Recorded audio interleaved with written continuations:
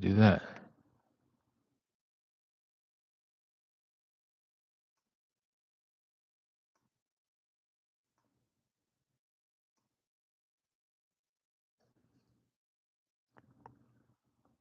Hello?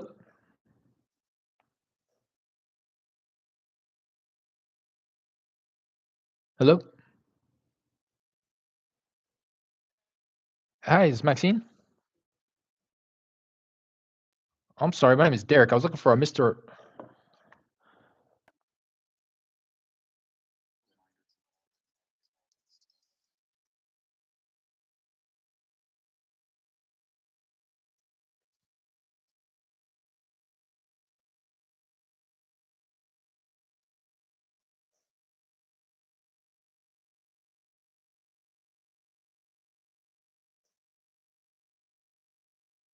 Hello?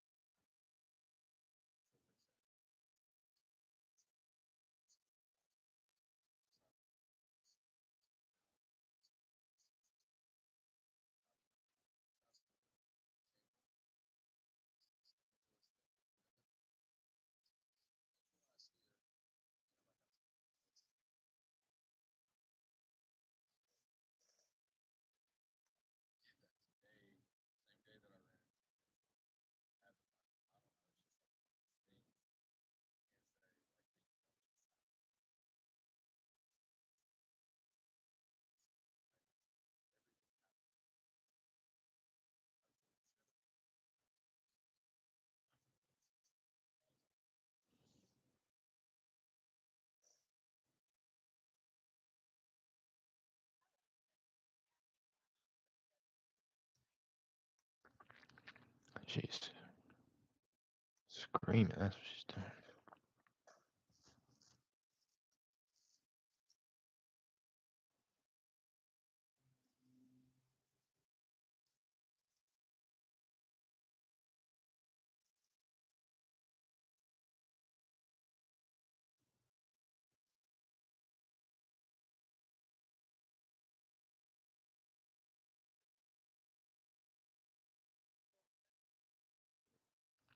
That's the right number.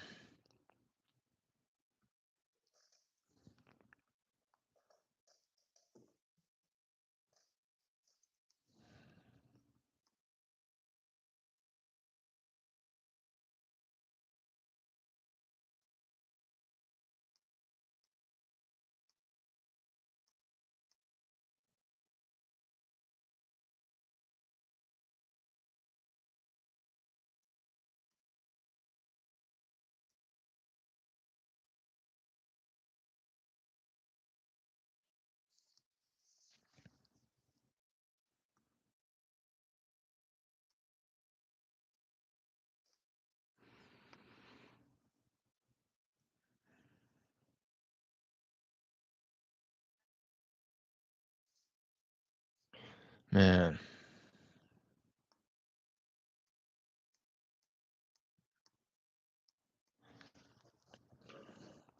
seems like every time I get on here,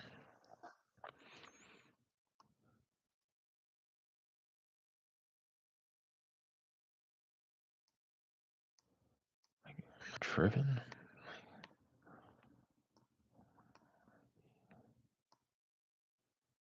Yeah.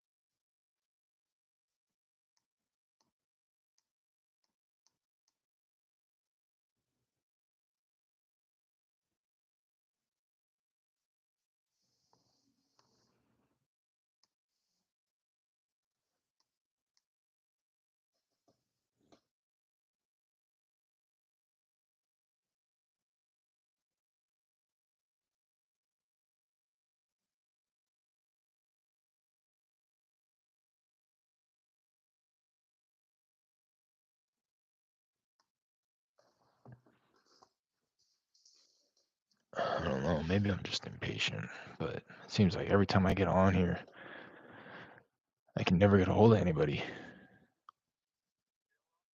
Hey, Mr. Botello. Hey, how's it going? This is Derek. I'm not sure if I have the right number here. I was calling about a property that you might own over on Ridgeway Drive.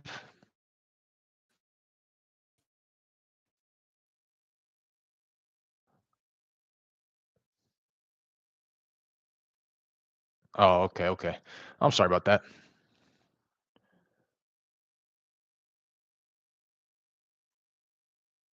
Damn, it's either wrong number. Hey, Gustavo. Hey, how's it going? This is Derek. I know it's a little random here. I was giving you a call about a property I think you own over on Remagen Road. The one over on, is it Remagen or Remagen Road? Oh, I'm looking at 7351. Yeah, I just wanted to connect with you and I wanted to see if you might be interested in possibly selling the property there. Okay, okay. While I have you, would you happen to have any others that you might consider selling?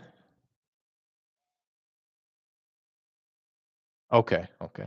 All right. Well, appreciate you taking the call.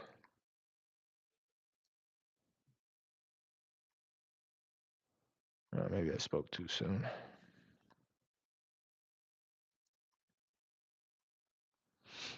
Although I did just pick the number of lines up. Oh no, I didn't, but I'm going to.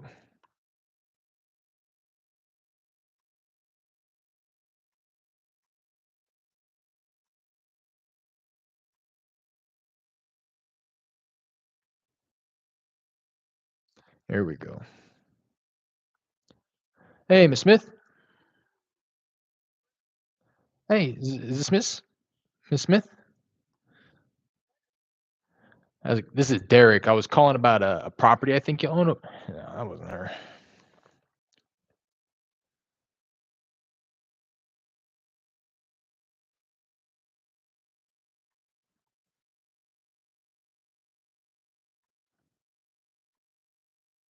There we go. Now we're rolling. What up, Jared? Got the fresh cut. Oh yeah, had to. Linked up with the barber.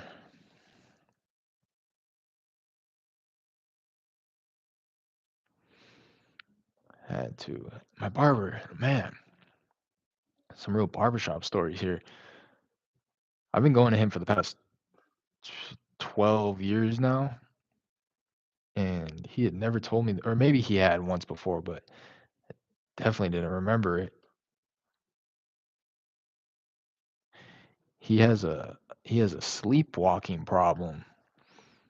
He sleepwalk, but it's not just sleepwalking. He sleepwalks and eats. Hello? Hey, Oliver. Oh, this is Derek. Hey, no, it's a little random. I was giving you a call about a property I think you own over on Pershing Street. Oh, okay, okay. Understand. Hey, while I have you, would you happen to have any others that you might consider selling at the moment? Okay, okay. Nothing in the near future either? No. Okay. Well, appreciate you taking the call. Yeah, he'll sleepwalk and eat. Apparently, it's a thing. Apparently, it's a thing. Common. And people have it way worse than he does. But he's run into some pretty scary predicaments. As funny as it sounds, we were there, laughing about it. But then he started telling some horror stories of when he would certain types of foods.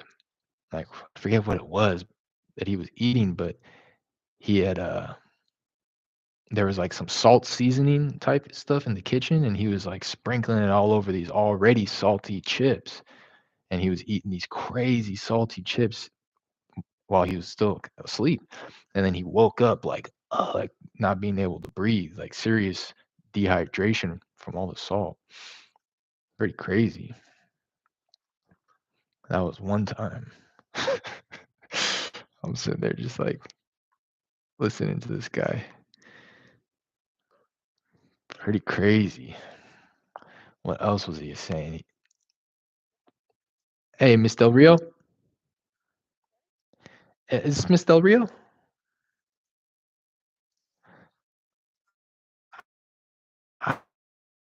I'm looking for Mr. or Mrs. Del Rio. Do I have the right number here? Oh, okay, okay. My name is Derek. I was just looking to get a hold of the owner of a property on Kasserine Pass. Wanted to see if they might be interested in selling. Would you happen to know the owners there?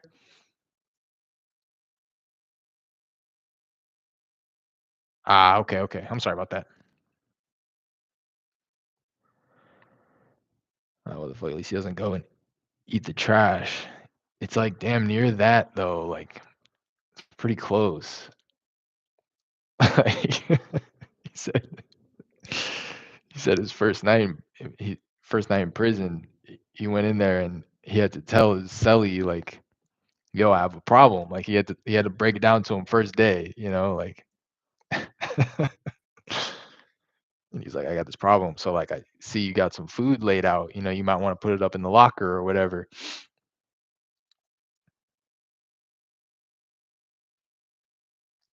And he was like, "No, I'll leave it out. Like I'm trying to see it." Because he like thought he was joking, that's what he says. Like it's hard for him because everybody thinks he's just like joking or people will think that you're lying and like using it as an excuse, like really you just woke up in the middle of the night and ate a bunch of food, and you're using that as an excuse. But anyway, he told Sally, and he's the only thing that he left out was a jar of pickle juice, no pickles in it. It was just a jar full of pickle juice, and he woke up in the middle of the night and drank it. He said it's like such a trip because he'll wake up in the morning and have no recollection of no memory of doing any of this. So he'll wake up and there'll just be like candy all over him or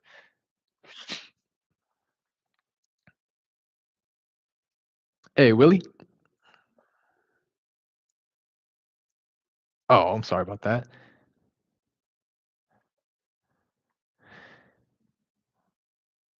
Yeah, guy's a trip. Drank a full jar of pickle juice.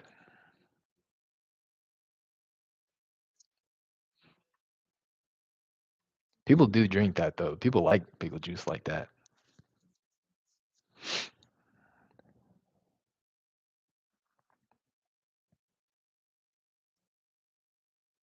I don't even know how we got on that subject,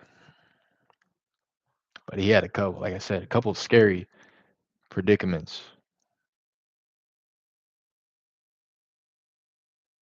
where he wasn't supposed to be eating the wrong things. Oof.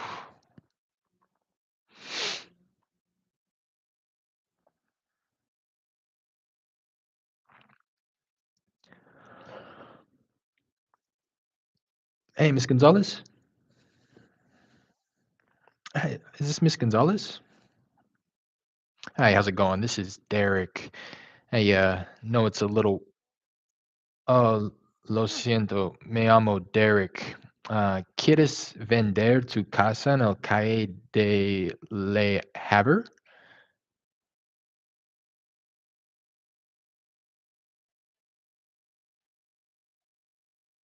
Oh, okay. Okay, lo siento. If I understood that correctly, she doesn't have a house. She lives in an apartment. She doesn't have a house, and that she's sorry. That was my interpretation of that.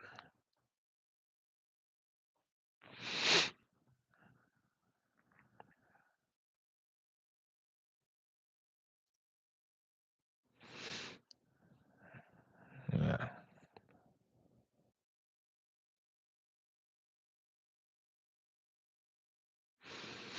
about to be a storm out here.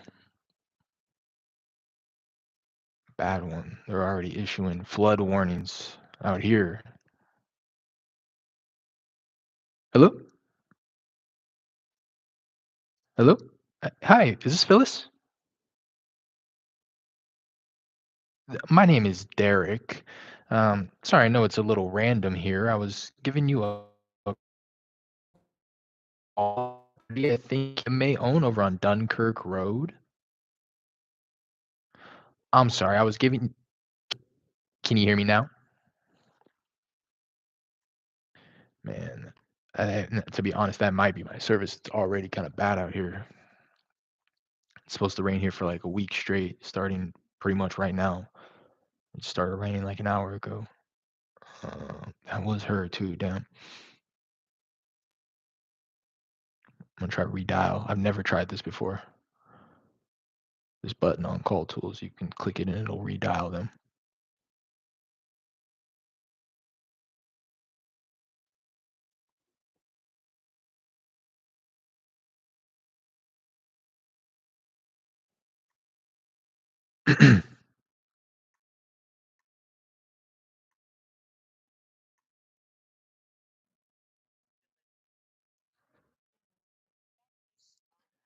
And then she didn't answer.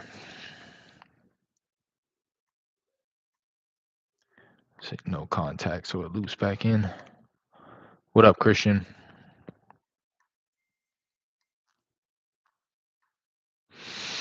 They controlling the weather over there. It's our unusual weather that never. For real. Doing something. What do they call it? It's about to be a Pineapple Express. I think that's what they call it. Flood watch. Hey, Mr. Hernandez. Oh, I'm sorry about that. State of emergency.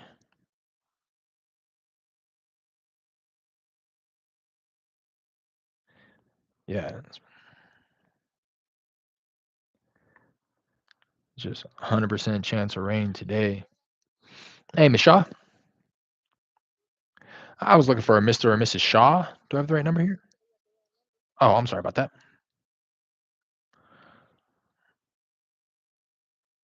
100% today, tomorrow, 70% Saturday, Sunday, 90% on Monday, 70% on Tuesday.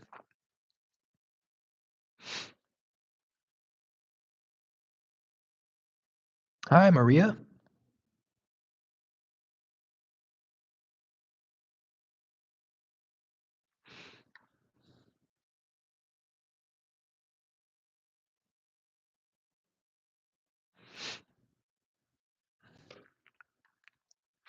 How's wholesaling business been with everything going on in the market? What are you referring to? I'm just trying to get the next contract. Hi, Gloria. My name is Derek. Hey, no, it's a little random. I was giving you a call about a property I think you own on Van Fleet Street. Oh, okay. I'm sorry about that.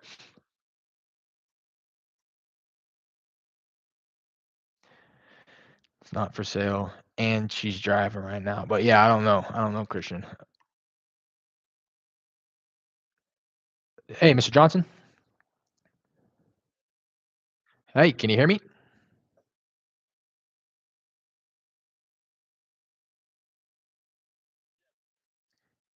Yes, my name is Derek. I was giving you a call about a property I think you own on Rosemont Street.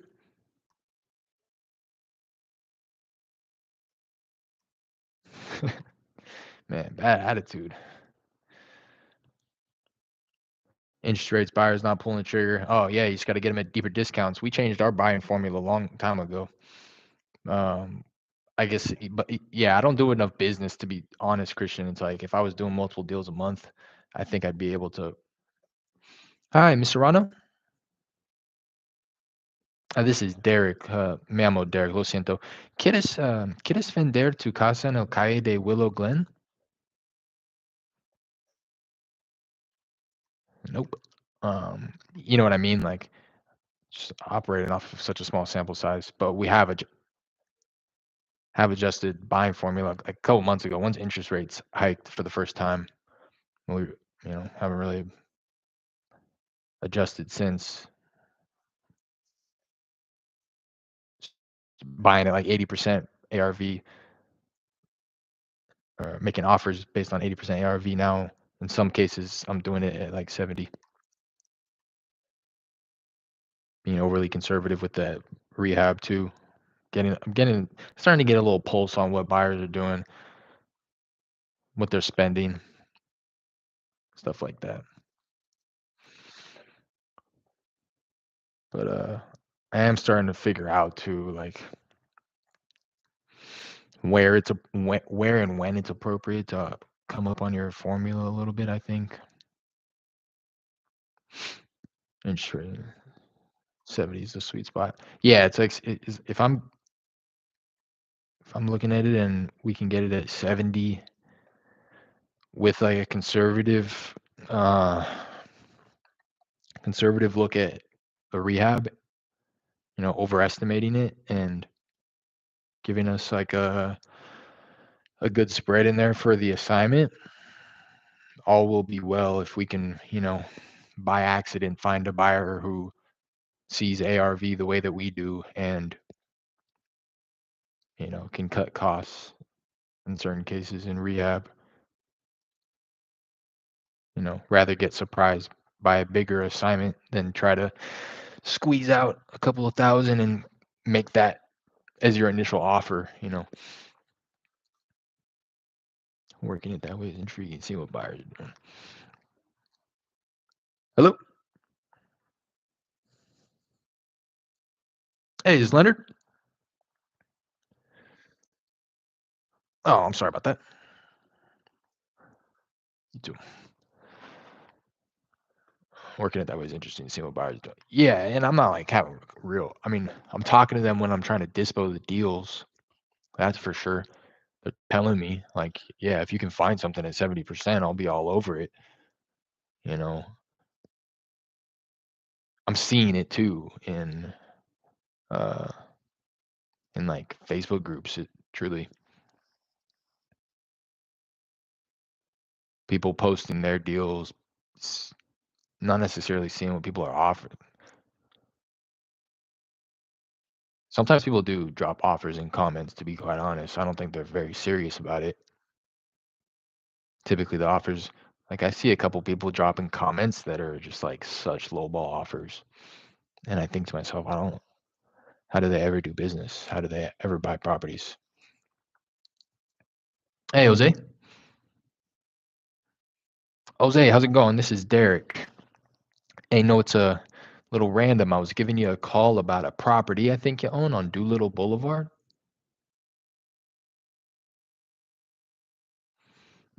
I'm sorry? Oh, okay, okay. Appreciate it. Yeah, I got it. Appreciate it.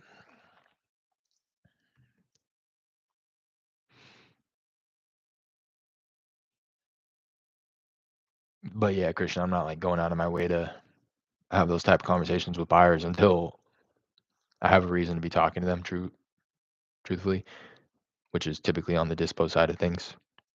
Because I'll ask, like I said, I'll take the opportunity to when I'm on the phone with these people, the buyers or whoever, if the based on their feedback on the deal that I'm trying to dispo, them say that they're not interested. I'll be sure to ask why. Like why aren't you interested in this one? What would you rather it look like?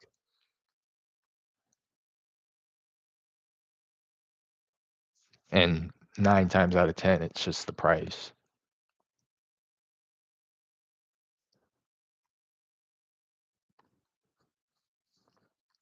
You know what I mean? So like you could like overcomplicate it in 100 different ways, but it just comes down to getting it at a steeper discount.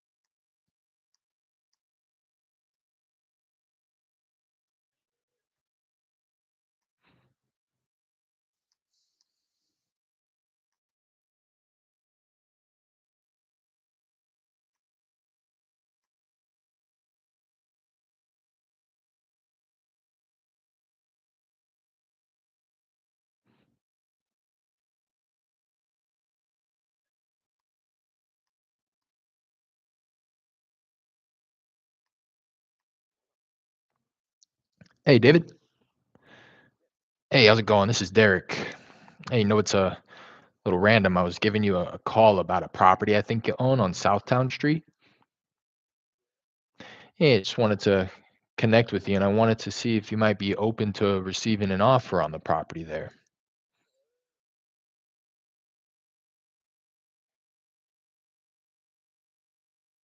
You've given it some thought before, though?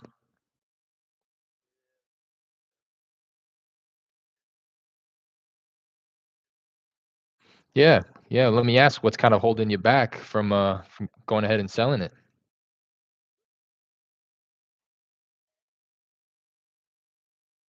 Okay. Did you? I was just curious, what's kind of holding you back from moving forward?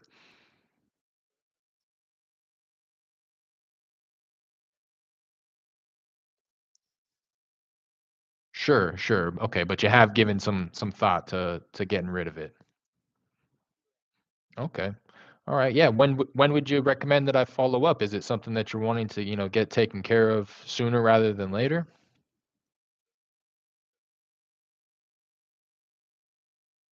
Okay. Yeah. Because I just want to be sure that I'm there at the right place at the right time. I'll give you a call every so often. Then. All right. Okay. Okay. I appreciate it, David. I'll talk to you soon. Bye now. He didn't really didn't want to talk. I milked that for all it was worth. He was shooing me off the phone the entire time. But he's clearly given it some thought. He didn't really say one way, like he didn't say why. Um, but he just kept telling me to call him once a month. Uh,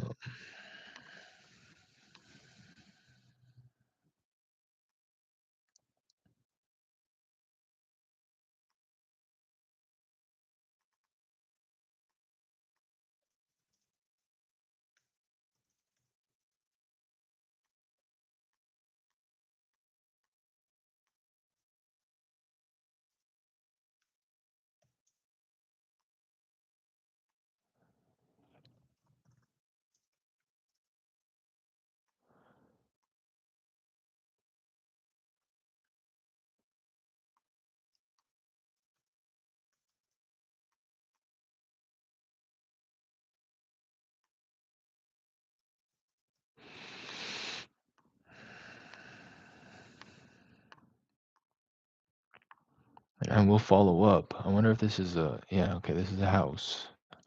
So this is my virtual driving for dollars list. Um,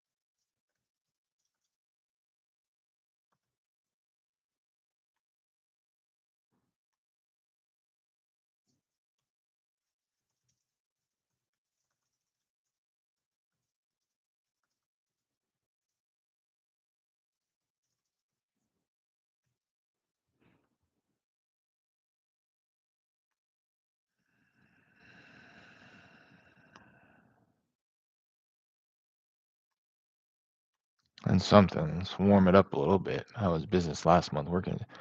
How was business last month? What was last month?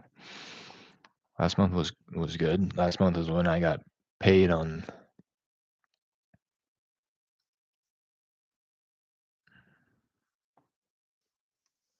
that kind of complicated deal that we had under contract for like 4 months, right? Yeah, 4 months. Um, so now I'm kind of just trying to piece the pieces of the puzzle together. Hi, Miss Lawson. Hi, I'm sorry. Can you hear me? I was looking for Mr. or Mrs. Lawson. Do I have the right number here? Oh, I'm sorry. My name is Derek. Was just looking to get a hold of the owner of a property on Southwind Streets, wanting to see if there was any interest in possibly selling it there. Would you happen to know? Got it. Got it. Okay. I appreciate you taking the call. I know. That was the niece.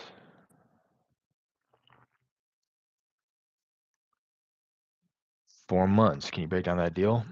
Yep. Um, Jared. Hi, Emma. Um, and his wife, it's hard for me to break this down. It's going to be very choppy and in pieces. But Jared and his wife generated the lead via door knocking. Um, I believe the nephew of the owner of the seller was out front smoking a stogie. Um, and they said, yeah, my aunt does want to sell. And then I think they exchanged contact information. At one point, we were, able to get a hold of. Hi there, is Miss Henderson? I'm sorry. Started talking with the hello. Started talking with the seller. Negotiated price on that one. She was I don't know. She wasn't truly motivated, but she had some credit card debt. She had outstanding mortgage balance on the property. She was getting older. Um, so she lived there with her nephew and her nephew's ex-wife. But anyways, she took them in like 4 or 5 years ago. Gave them a place to stay. Now it's time for her to come time for her to sell. She has a sister out like 45 minutes to an hour away. So she's gonna sell her place, pay off all her debt, move in with her sister. The place needs pretty much a full interior rehab, right? I mean, there wasn't any. Hey, Armando. Hey, how's it going? This is Derek. Hey, no, it's a little random. I was giving you a call about a property I think you may own over on Pershing Street. Oh, I'm sorry. Yeah, I was just giving him a call, wanting to check to see if he may have any interest in possibly selling that property over on Pershing Street. Oh, okay, okay. You think there may be any interest in the near future?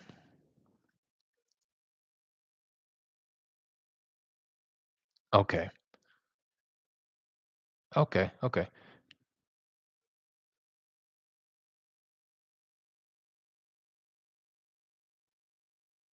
Uh, I don't think there was anything too severe, like the roof didn't need to I don't think, I'm following along the buyer's actual.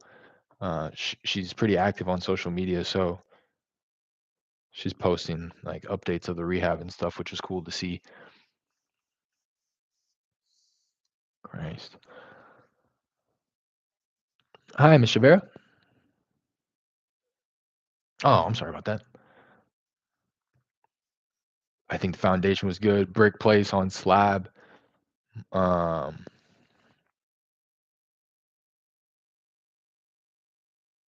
Hello?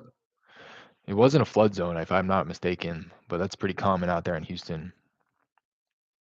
You'll still find comps in that same flood zone. At the end of a cul-de-sac, if I'm also not mistaken.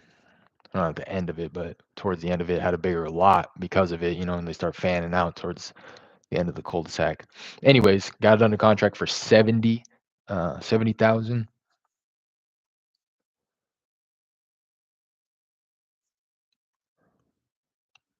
Probably could have got it cheaper, to be honest, but we weren't, as my mom says, beggars can't be choosers. So she wasn't even tripping. It was like, I just want to get the debt paid off. I want to get moved out. She was fully understanding that, that that we were the simplicity of the transaction that we were providing to her, right? Um, so she moved out, and then the problem then became the nephew. Nephew's in the property. We're trying to work with him. We're trying to put some money in his pocket. He has a place to go, right?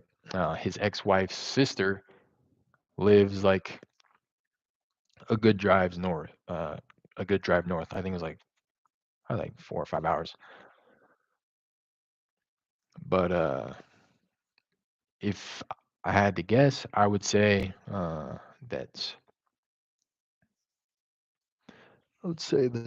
they had a history with drug use, and that's not to like throw shade or knock them. It was just I think it's just a fact. They're very eccentric and unique people. But we tried to do the cash for keys transaction. We tried to go well out of our way to help them move his stuff into a U-Haul that we offered to pay for, and again put some money in his pocket on his way out, so that he wouldn't be $0 in a U-Haul.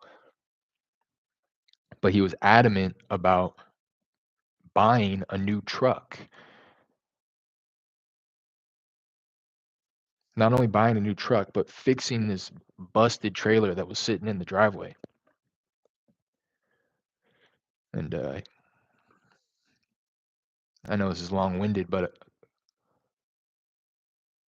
a couple of temper tantrums later. Hey, I'm sorry, I dialed the wrong number here. A couple temper tantrums later and nasty text messages to me. Let me see if I still have those. Straight baby, bro. Can't. Oh no, I deleted the app. Texting me novels. Essentially, the last text that he said, the one that I stopped replying to, he says, "You're gonna have to evict me. Uh, you know, my aunt is she won't be able to sell the property. You can't buy it. All that." So we said, okay. Uh, got back with the seller. Wanted to make sure that it was even something that she was wanting to do, right? Because sometimes with these sellers, when push comes to shove, they won't put their foot down. Um, but with her, she was like, "No, I want him out of the property. Like he needs to go." So we. Hi, Liliana. Hi, how's it going? This is Derek. Hey, I know it's a little random here. I was giving you a call about a property I think you own over on Kennelwood Drive. I was giving you a call about a property that I think you may own over on Kennelwood. Yeah, I just wanted to reach out. I wanted to see if you might be open to receiving an offer on the property there. Of course. You think you may have any interest in the near future? All right. Bye now. Um, so we hired an eviction team. I think it was like 1,200 bucks. 1,200 bucks, and they covered the front end of the eviction, right? They covered serving them the notice, um, the certified mail. He had to sign for it, the 30-day notice. 30 days passes, he's still not out. They file it with the courts. They get a court date. They are, I think the constable at that point hand delivers another notice to them who are just squatting in the property at this point and not allowing. Hello? Hey, Alejandro. Hey, how's it going? This is Derek. Hey, no, it's a little random here. I was giving you a call about a property I think you may own over on Southington Street. Yeah, I just wanted to connect and wanted to see if you might be interested in possibly receiving an offer on the property there. Yeah, of course. Do you think you may have some interest in the near future at all?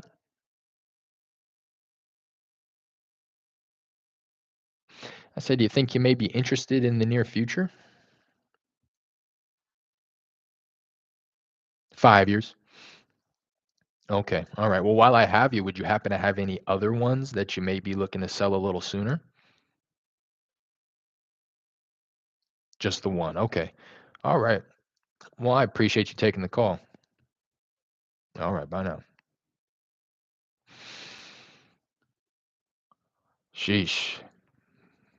But yeah, they got up out of there. So they went to court. They got the judge's ruling in favor of the seller, saying yes, your nephew needs to get up out of the property. And turns out the day before the hearing, they got up and left. Not only got up and left, but they got up, left, and swept the place clean, like spotless. And I forgot to mention, this whole time the buyer is on board. I think it took us like a day or two to find a buyer. Like no joke. Let's. Hello. Hey, Gladys. What time is it? It's just about 5:30. Oh, I'm sorry. Is this Gladys?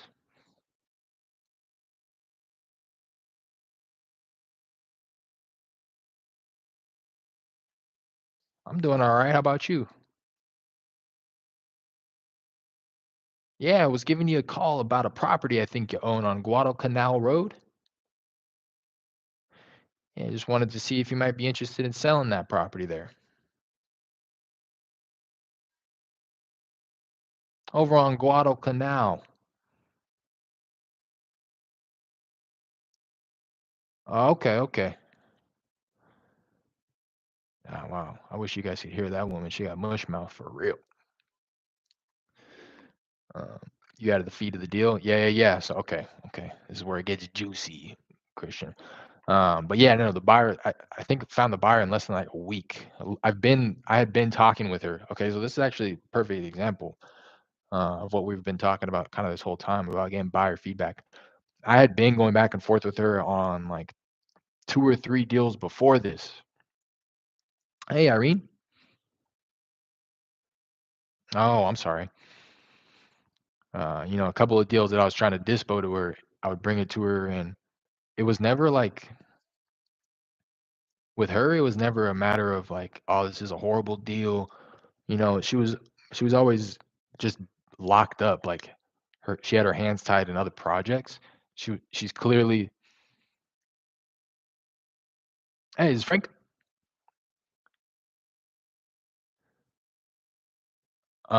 Sh she was clearly a newer she's clearly a newer investor, probably, I mean, not new, but,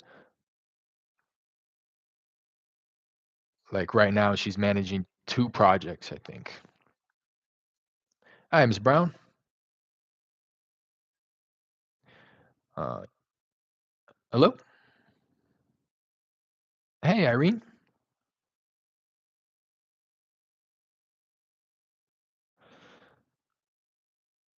Um, but yeah, assigned it to her. She put up her earnest money, like I'm telling you, this happened all within, like, the first week after getting the contract. Assigned it to her for 110 for a $40,000 spread. She put up her 3,000 earnest money, like, next day maybe. And then, yeah, we just had to, overcome some obstacles aside from evicting the nephew and his ex-wife was the biggest hurdle. But even then, after getting past that, we had to get, I, there's a lot of coordination with the buyer. Simple stuff, you know what I mean? Like appraisals and for her hard money lender and surveys and uh, we had to get extensions. We had to get everything re-signed like multiple times because nobody anticipated it taking that long. When we got it locked up, everybody was under the impression that it was going to be a boom boom. We knew it was a deal, so we knew it was going to move quick. There was nothing really crazy about it. We thought the nephew was on board. Hello? Hi, is Miss Williams? I'm sorry about that. Um, but yeah, he delayed everything, and then even then, nobody wanted to really. move forward on anything they had to do until they got up out of there and they knew that the deal was going through. So the title company kind of put the brakes on, like they weren't trying to do a crazy amount of work and like prep it for closing if they were still up in the air about it. Like everybody was still kind of up in the air about it. So he got out and it still took like I think a month to close. It was like only then did everybody start trying to do something uh, and all that. But anyways, $40,000 spread on that.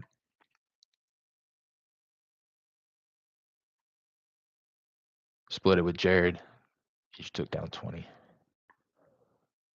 4 months. October 1st, I remember it because October 1st was the day they got the contract locked up. I think the lead was generated, quite honestly, back in like June or July.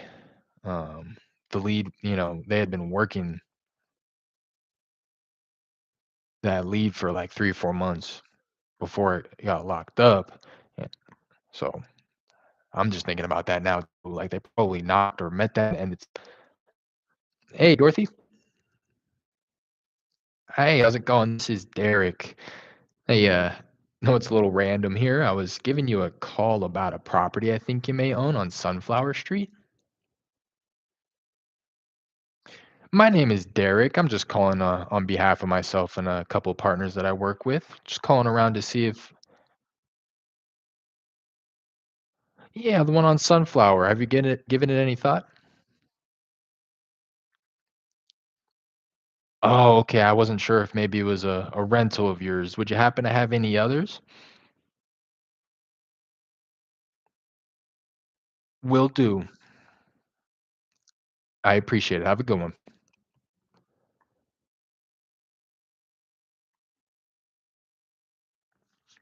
Yeah, they got it locked up 10-1, and closing docs were signed 2-1.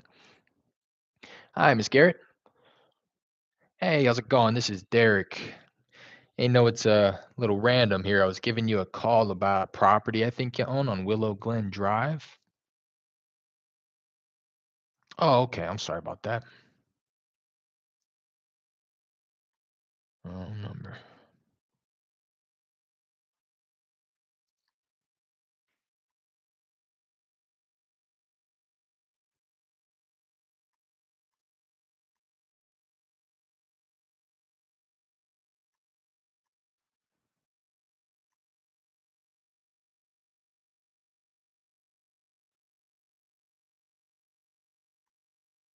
Yeah, so it really only took, honestly, the breakdown. A lot of waiting. A lot of waiting because at one point it was just out of everybody's hands. I stopped communicating with the nephew. There was no point. Like I said, he sent that one text. It was like a novel. I was just like, all right, there's no point in responding. He made it clear that he's got to be forcefully removed, or formally, rather, I think is more appropriate. Formally removed. Luckily, it didn't never went to that extent where he actually had to be physically removed. He up and left himself, but a lot, a majority of the time was sitting around waiting for the court, or like, hey, is Miss Young? Oh, I'm sorry. Am I speaking with Mr. Young? Okay. Uh, yeah, it was like, because they got to give them adequate time. Like, you got to formally serve this notice, and then you got to give them a full 30 days. And then once the 30th day is issued, then you got to give them another notice that puts them on notice that you intend on now moving forward. Like there's just so many notices and so much time that you have to legally give them. So it's like then you serve that next notice, and then 15 days after that, then you can file it with the courts. And then you file it with the courts, and then you get a court date that's out 45 days, and then you got to stick around and wait for that to happen. And I think that's about exactly that timeline. Like I was kind of just spitting out random numbers, but I did kind of commit a lot of that to memory, and I'm pretty sure that was around what it took was like,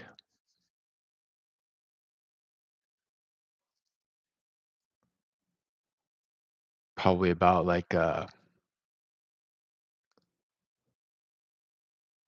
what, like 2 months probably.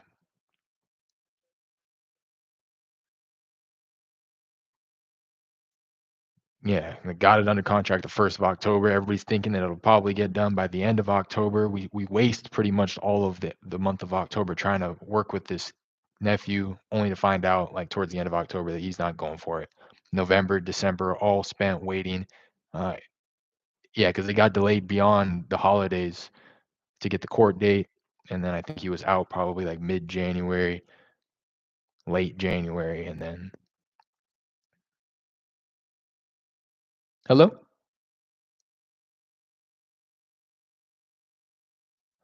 Uh, and then, like I said, it took a little bit while after that for it to process and close.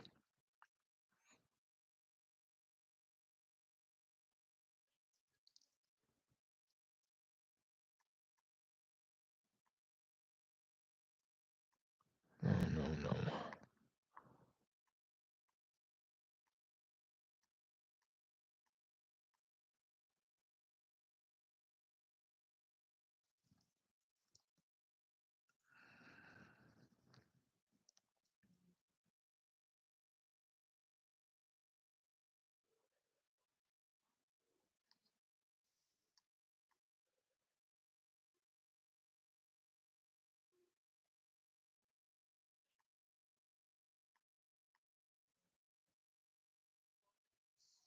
Hello, voicemails.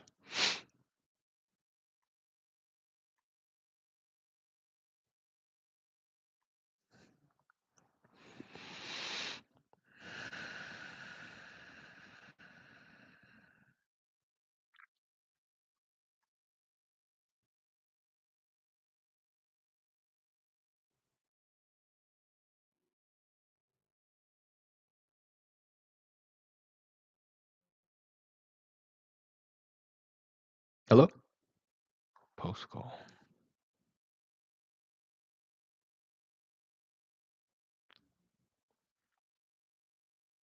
Dang, let's go.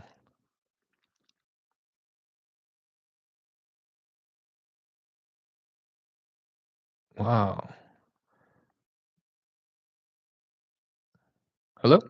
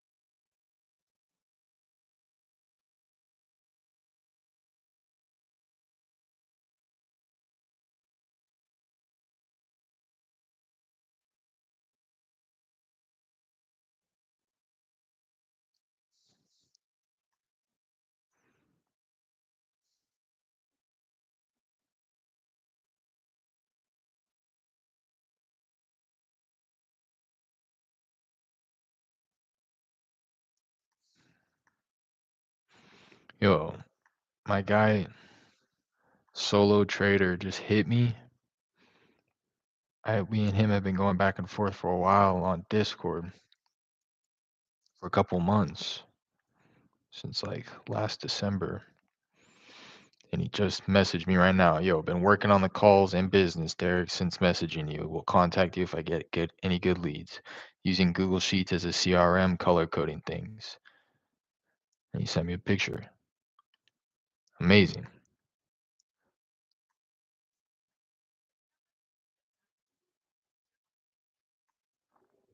It's crazy. That's what's up. So I don't know if I mean, I'm imagining, I don't know if he watches regularly, but anybody who's in the Discord is funneled through the only place I have the Discord link is on the YouTube videos in the descriptions. So if you're watching this, solo trader, congratulations, taking action. That Google CRM sheet looked a lot like what I would did when I first started as well, hand dialing.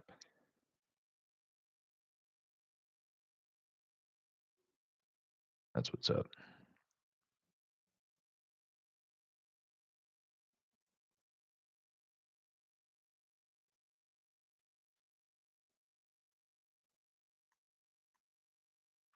Otis, yo, what's good, bro? I haven't seen you in a minute. Hope all's well with you. Same to you, man.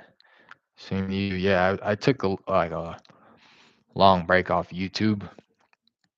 Just trying to, I don't know. I felt like it was holding me back a little bit from just putting in a little bit more effort into the actual business. Hey, Queen. Hey, can you hear me? Hey, I'm not sure if I have the right number here. My name is Derek. I was looking to get a hold of the owner of a property on Circle.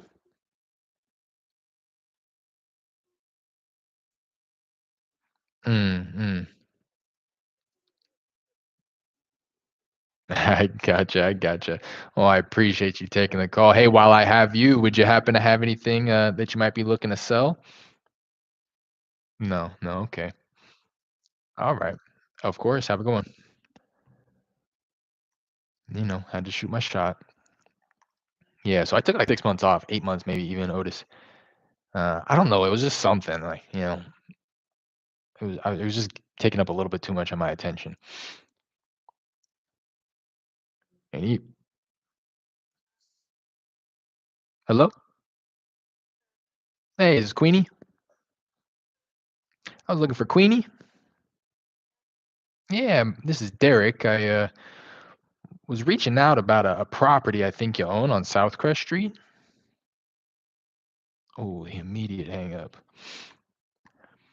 I had one owner named Queen, and the next one was Queenie. What are the odds?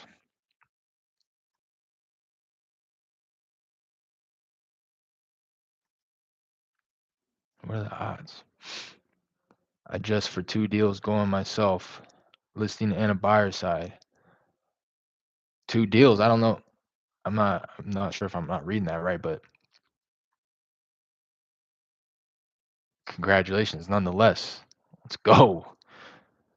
Listing and buyer, double dip. Don't get much better.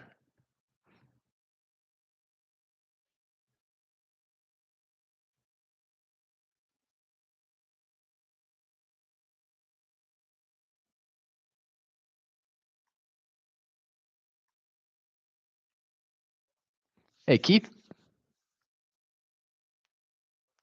Hey, how's it going? This is Derek.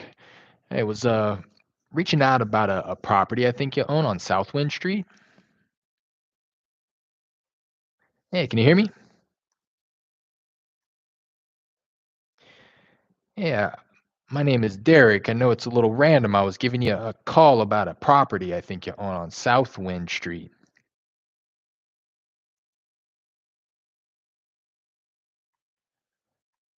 I don't think that was the right guy.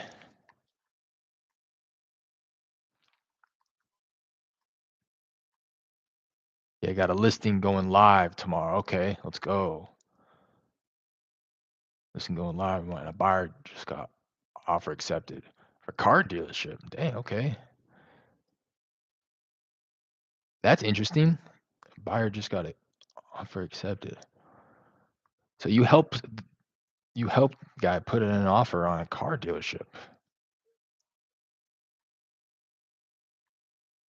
That is interesting.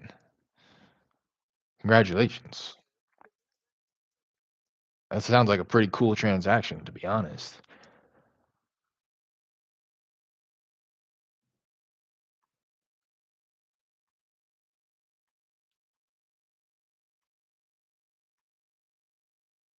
And was like the business, I don't know if you had anything to do with that or if it was part of the transaction, but like, is he just acquiring the real estate or was there like a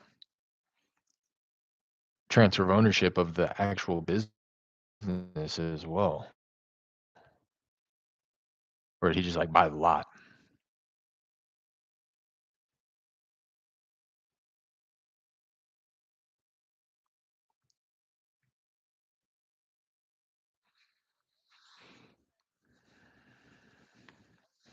Hey, how's it going? This is Derek. Not sure if I have the right number here. I was giving you a call about a property on Gold Spear Street. Oh, okay, okay. I'm sorry about that. That threw me off. That throws me off every time when it pops up, and the owner's name is current owner. Hey, Juan. Hey, how's it going? This is Derek. Hey, I was giving you a call about a property I think you own on Southtown Street. Yeah, I just wanted to connect. Wanted to see if you may be interested in receiving an offer on the property there.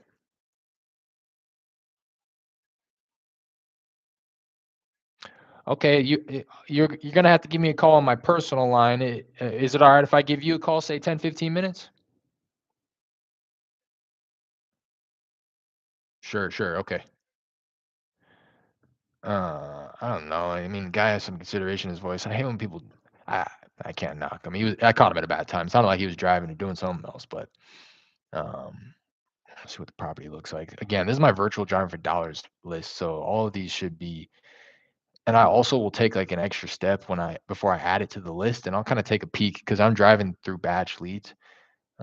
And I'll take a peek at the like details of the property and stuff. So, um, sometimes even if the property isn't in like really poor condition, I can see that there's a lien on it, or I can see that it's an absentee owned and they've owned it for 30 years. And I'll try to like do it in unison, if you will. You know what I mean? Like, yeah, the property is like paint chipping and has a window AC unit, and you know it's not the worst looking property, but there's a lien on it. It's like, yeah, I'll add that. So I'm curious. I was curious what that looked like. But I am gonna call that guy. I'm gonna call him in like 10, 15 minutes. He said he kept that's the problem too. He's like, I'll call you back, I'll call you back.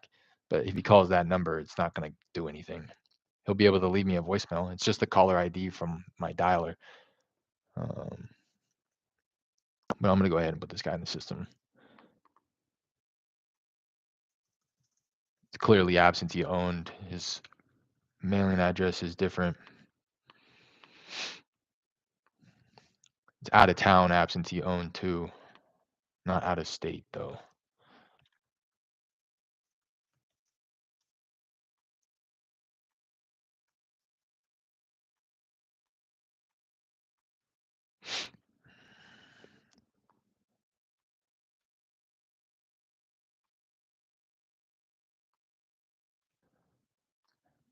I'm always pretty quick to get them in the system, but also like I want to get a little bit quicker about getting them out of the system. Like if I call this guy back and he's not talking shop, it's like, all right, never mind. I'll get him out of the system as opposed to like resetting the follow up for a later date or something like that. It's just like not worth it, not worth the time.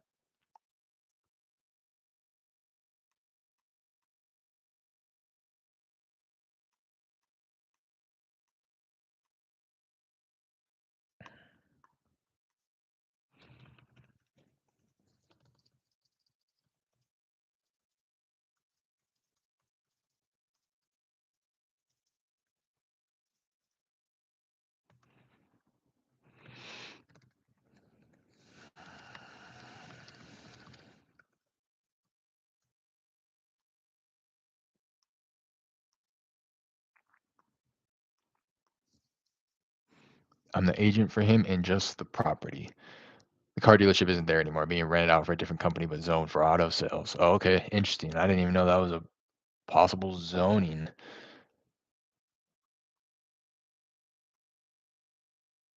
And that's his intention, I'd imagine. The buyer you repped is to get in there and open up shop. Uh, wanted to pull this guy's address up, see what it's looking like in batch leads again, just for giggles. I don't know why, but by like default, this my microphone level on this will adjust and over time, and I'll know because people will say like, I can barely hear you, I can barely hear you, and I'll pull up my my settings, and then I'll see that it went back down, and then I'll drag the microphone input volume up.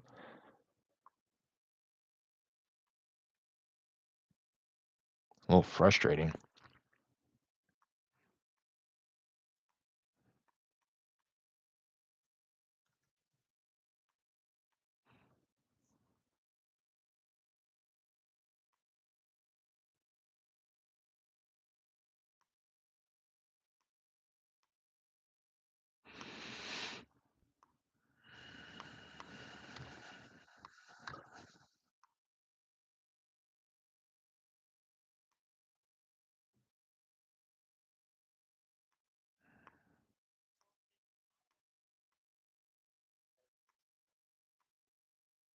It's zooming right now. I may want to.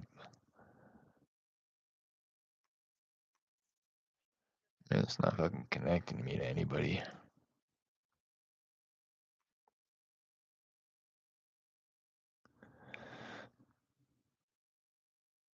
All right, Mr. Wan. Let's see how many properties he owns. It's probably just the two. Like, this is like my favorite type of lead. You know what I mean? This guy lives in Dallas. Hello? This guy lives in Dallas. Probably this is his only rental property. I don't maybe based on what Batch is saying. He has this one property in Houston. He's owned it. Doesn't say how long.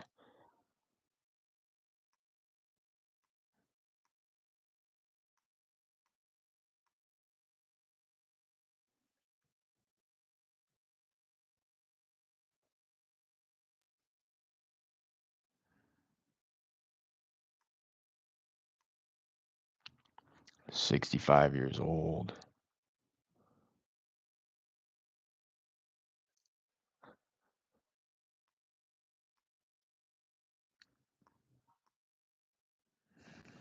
Two one. A little small. 1,200 square. It's not like the most ideal flip, but still.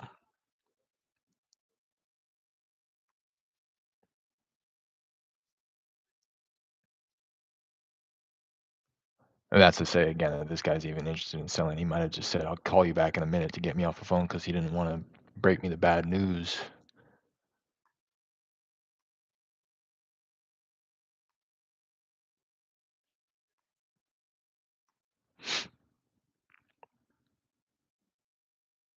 Oh yeah, if not, can't do it legally anyways for the zoning.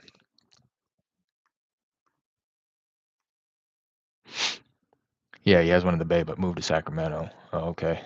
It's hard to find sometimes for a price that's not over 800K. Dang, they go for that, huh? I guess that makes sense. Like highest and best use on that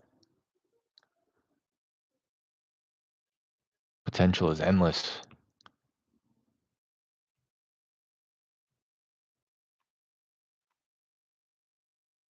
Got this one for 450. Dang, okay. You know, like how many cars they can fit on it on the lot?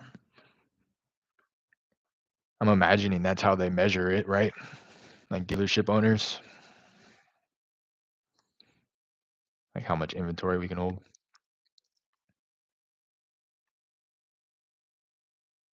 Oh, hey, Jen. Oh, I'm sorry about that.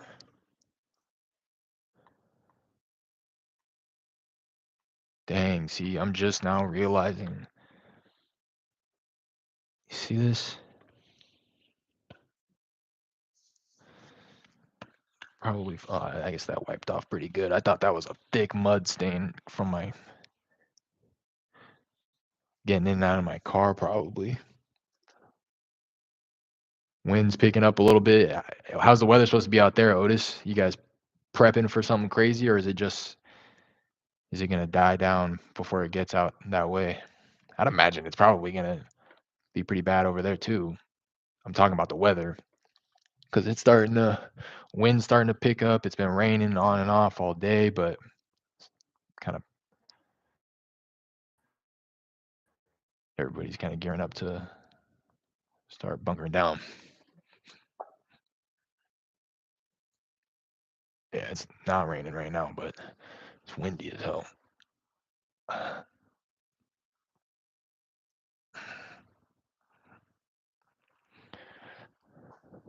25 cars. Yeah, okay. Yeah, that's pretty cool.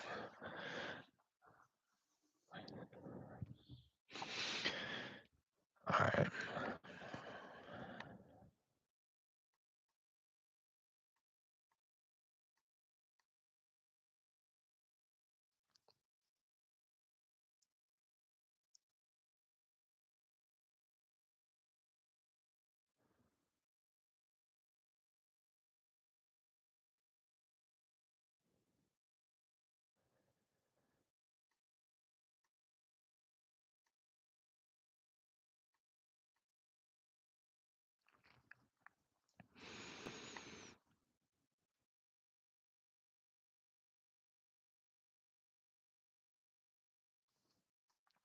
All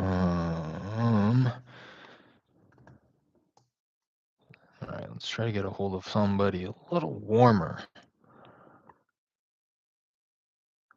That and traffic. If in high traffic area and how big the lot is, it's pouring down right now. Yeah, I bet. Yeah, it's actually not raining right now, but I'm imagining it's just because we're in a little pocket under the clouds, dodging it for the time being. It says it's raining though, and it's supposed to rain until like next Wednesday. So we might get 50, 80 mile per hour winds around midnight. Oh no. Dang, that's crazy. That's wild. It is definitely windy right now, that's for sure. All right, let's see. All right. Wants to move out of the city where it's less congested. Thought about it before COVID, but now she has nowhere to move to. Wants to go somewhere less congested, get more space in between neighbors. Talked to her like 6 months ago. No, like 9 months ago. I talked to her. See what's up with her now.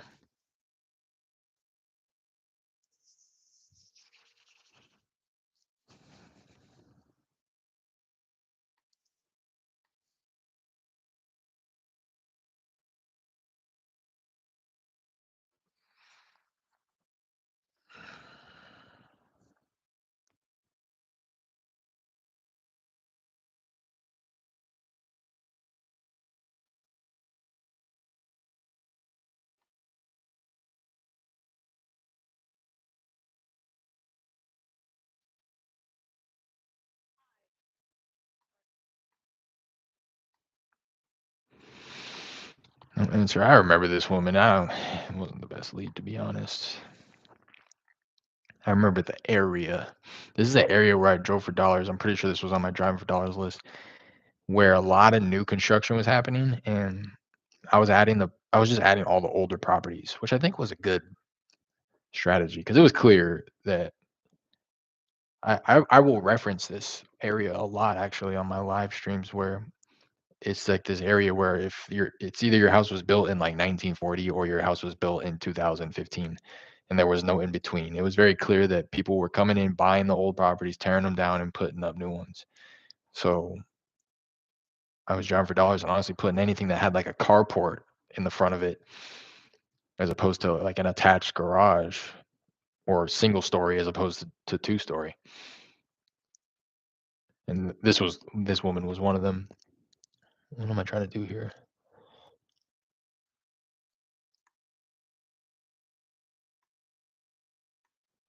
But I remember talking to her. She was just getting older. But the thing about that place, a lot of the conversations, like the people, it was very hot or cold. The people, everybody knew, they weren't strangers to getting phone calls, but they're either never ever going to sell, or they like knew that at one point they were gonna have to, and that woman was kind of one of them. She wasn't like crazy motivated, but she was getting older and talked about moving into like assisted living and stuff at one point in time.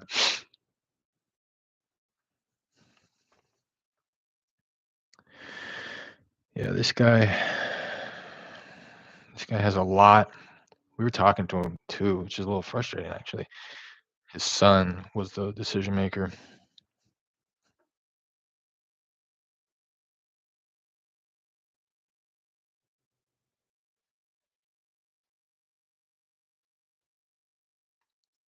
I'm gonna double tap him real quick. His son was the decision maker because it was his property, but it was going to his son, and his son wanted to sell. He had told us, and then by the time we like, just a lot of hoopla back and forth. And then by the time we got back a hold of the guy, his son had already gone on a contract with somebody at a lower price than what our MAO was. I'm just seeing this now. Um, Last connected with this guy a couple weeks ago. He has a property too that he wants to eventually get rid of. So I'm gonna double tap this guy real quick. I just called him, he didn't answer, but I'm gonna call him one more time, see if I can get a hold of him. It's his number too. His name's in the voicemail.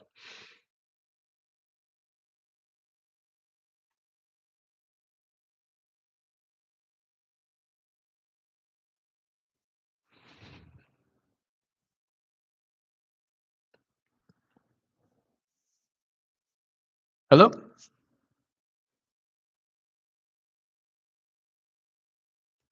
Hello? He answered, didn't say anything. Let me make sure my settings are right for this. Yep.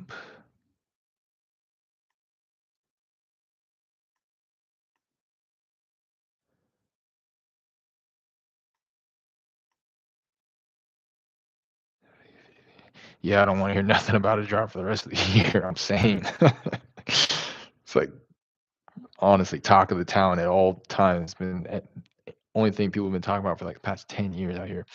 Any new leads? I was on a call. No, nothing crazy. One guy, I'm gonna give that guy a call right now. Actually, he was just like, "Give me a call in 10 minutes,"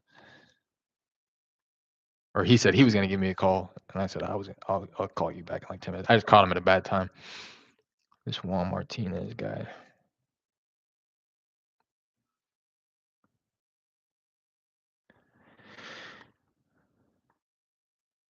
See what's going on with him.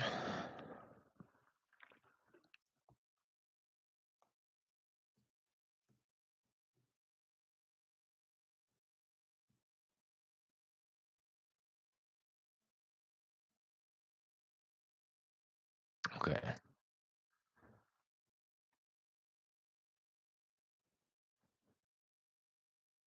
there's somebody else too. Hello. Hi there. Okay, yeah, we're just reaching out, wanting to see if there might be any interest in selling the property.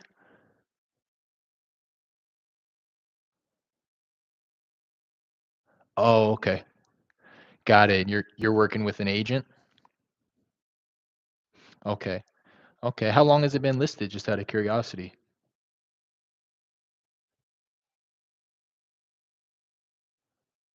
2, 3 weeks. Okay. You guys gotten any offers on it?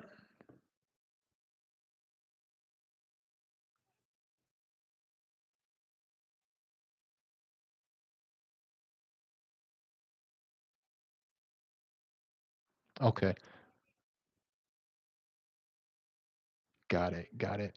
Okay. Well, while I have you, would you or maybe anybody you know happen to have any other property that they might be looking to sell? Kind of, I'm an investor myself, so we're looking to make a cash offer where we could kind of eliminate the seller having to pay any commissions or closing costs of that sort. Would you happen to know anybody? No. Okay. All right. Well, I appreciate the call. All right. Bye now. I'll give him another couple minutes because that was about 15 minutes ago that I talked with him.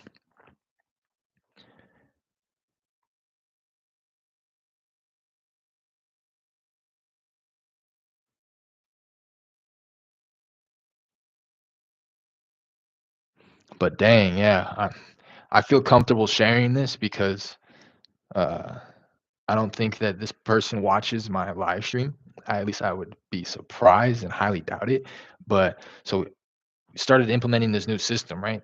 It's finally set up Podio. It's very generic and basic right now.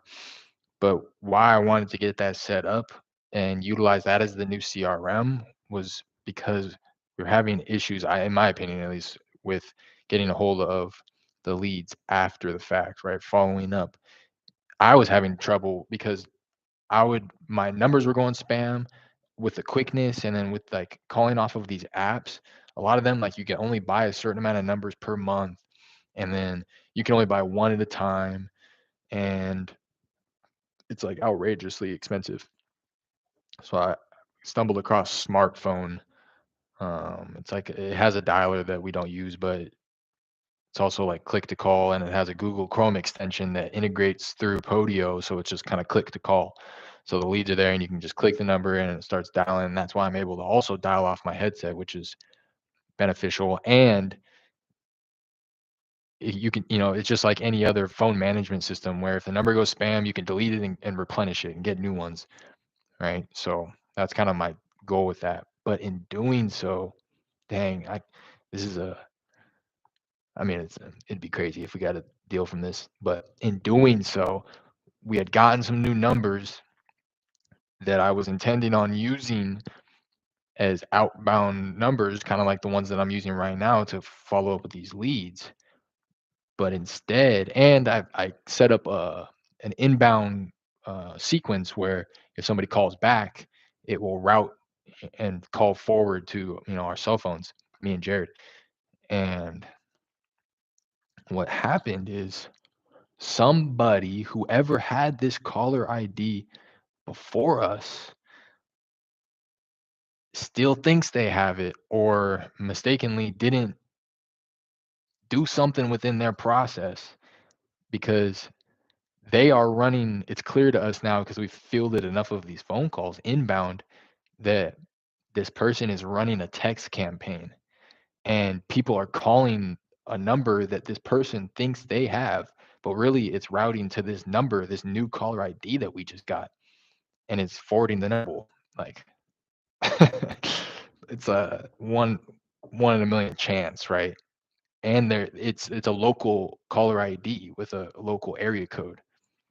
So they're texting people in our market. So people in our market are calling us inbound leads. None of them have been too hot, granted, but and I'm starting to think too, to be quite honest, that whoever's running these text campaigns, they don't really like that person who just called. They have a property on the market that they're wanting to sell. I don't know. I just feel like the list that they're hitting it's not really connecting. You know, that's my 2 cents at least.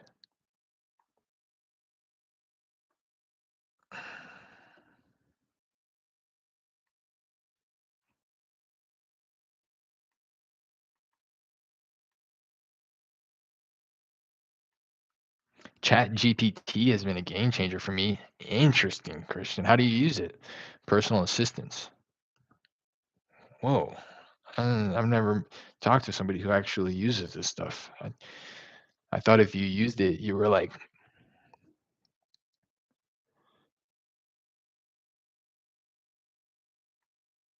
supporting the fact that we're inevitably going to be replaced by these robots. Follow up with status of, and I'm only partially joking.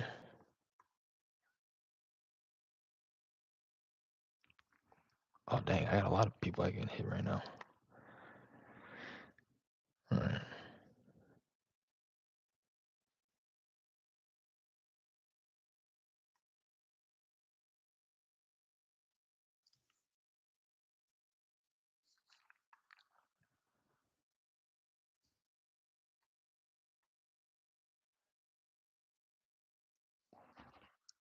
It's crazy though, right? Let me switch. And then right within all this, I can just select the new caller ID and just cycle through, and just like every couple of phone calls I make, switch to ID.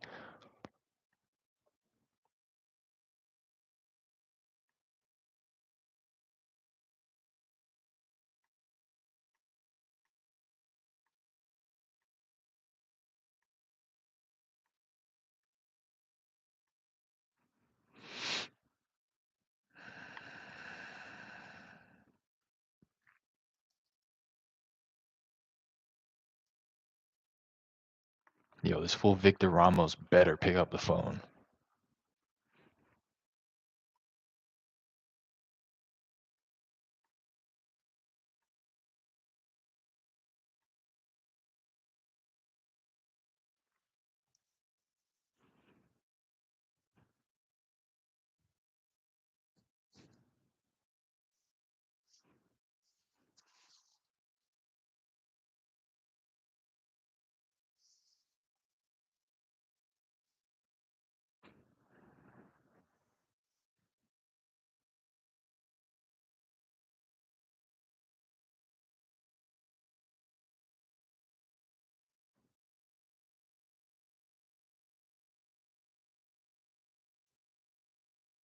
I'm calling him again.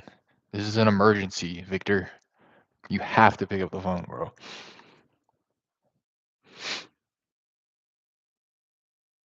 I don't know how long. Been talking to this guy. This guy has family friends living in the property who has heart conditions and different type of health issues. So he's again, like I mentioned before, falls into this huge category, in my opinion, of landlords who just they're tired landlords, but their motivation isn't there yet. He hasn't put his foot down. It's like he knows he has to sell this place, and he's just dragging it on. Again, double tapping him because it's important.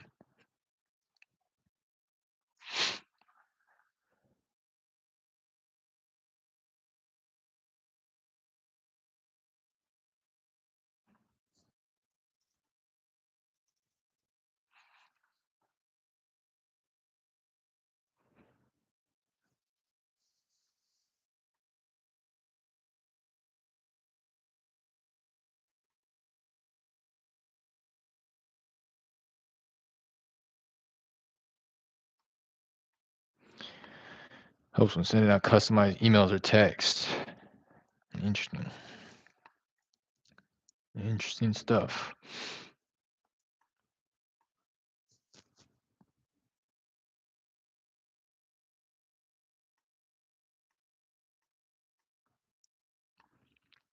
Victor Ramos, bro, I'm calling you every day for the rest of the year.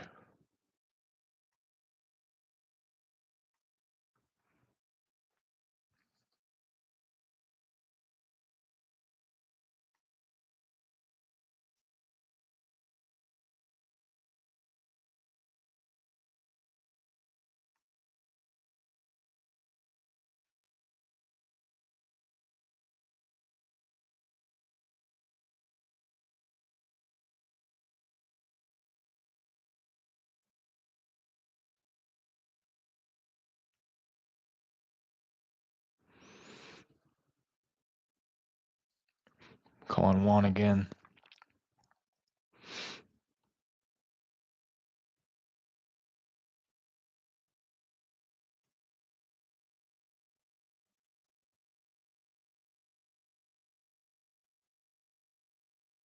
Oh no, this isn't the same.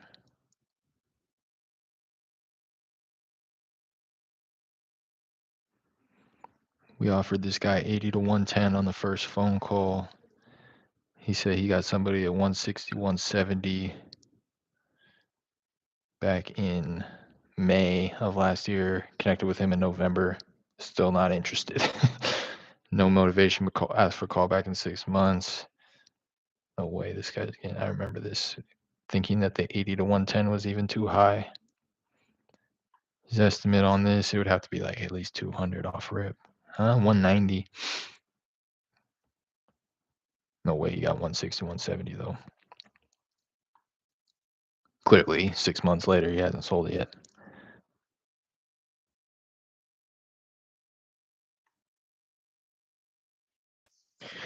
Ah,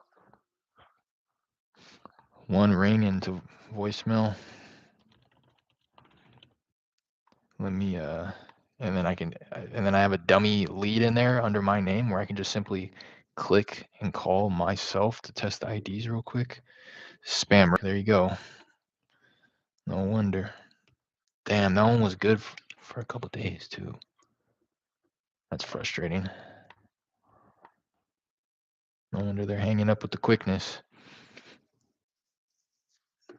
Yeah, so that one's bad. me see the other ones. Three, four, six, seven.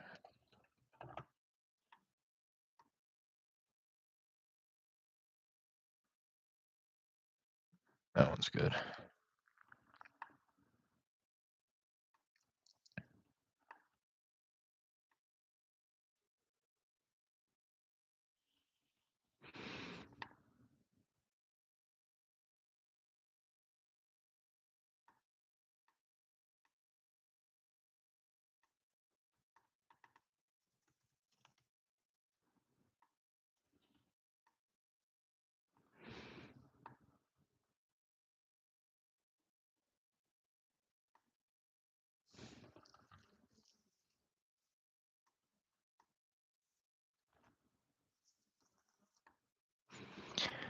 Yo, I'm on my hunt to 300 subscribers too. So if you are watching this and you've made it this far and you aren't subscribed, I'd appreciate it if you did.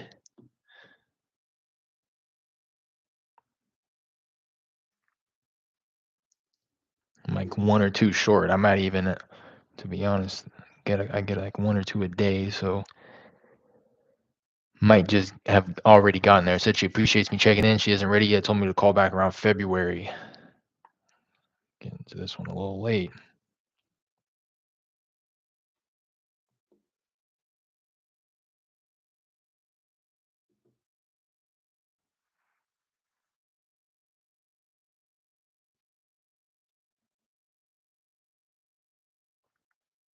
Hi, Kathy. Kathy, how's it going? This is Derek. I was reaching out. I think you've been going back and forth a little bit with my partner about your property over on Lamplighter Circle. Just wanted to.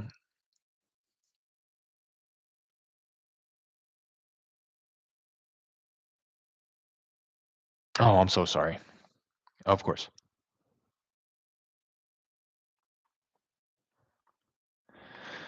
Um,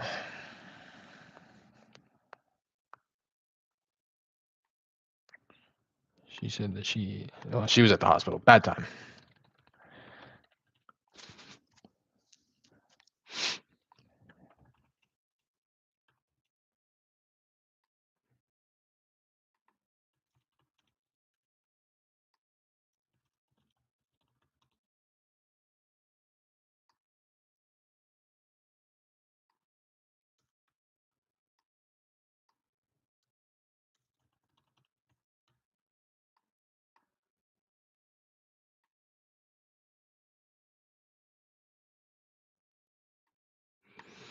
Bad time. Bad time.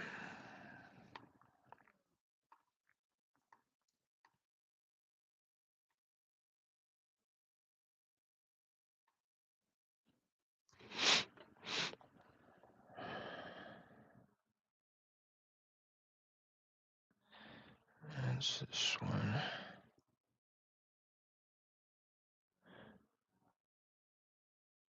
Mom is moving out of property.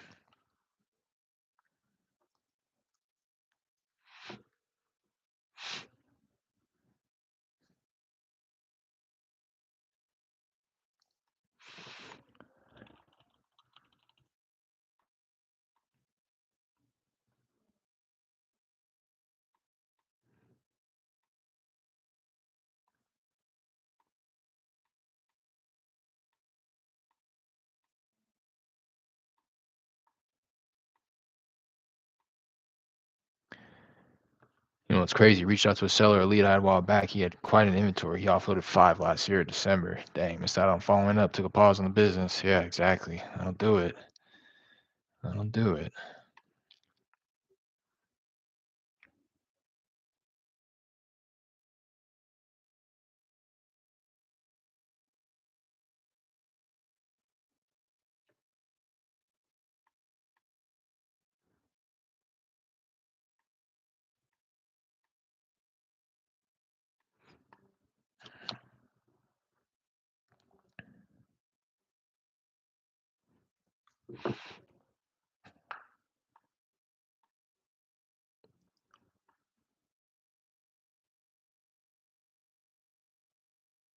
Juan Martinez was the gentleman's name. Southtown.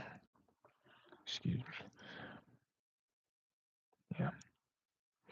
And I call him off the spam number, which makes sense why he didn't answer. Let me try him off this different line.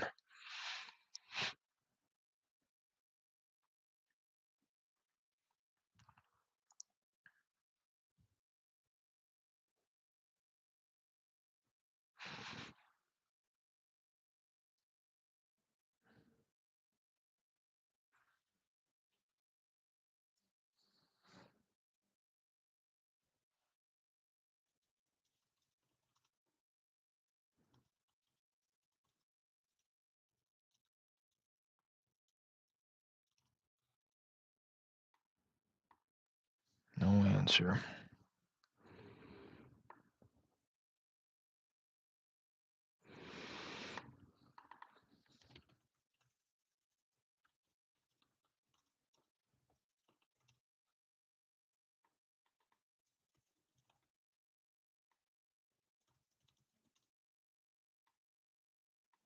Call him tomorrow.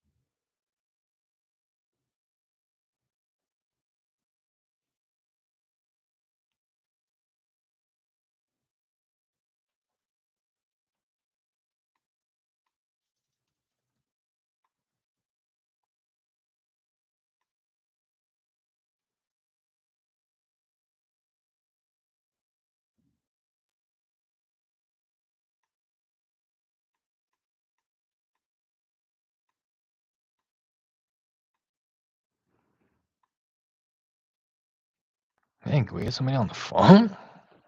Fuck. Where's everybody at though?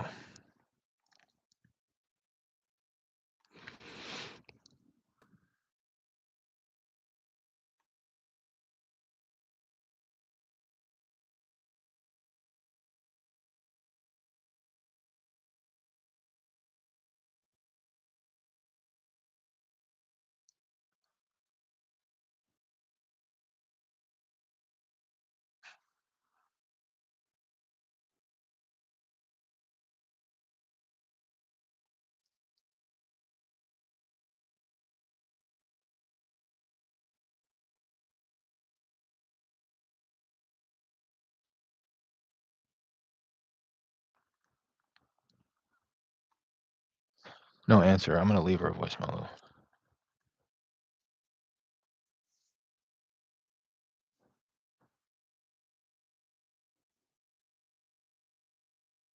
Hey Kate, how's it going? My name is Derek.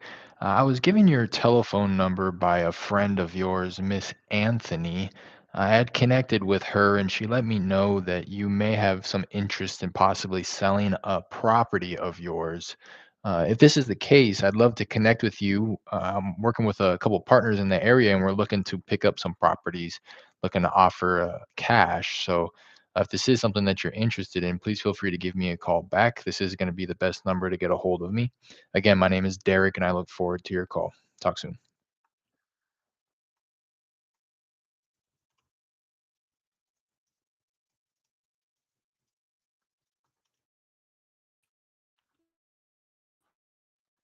Left her a voicemail because that was referred.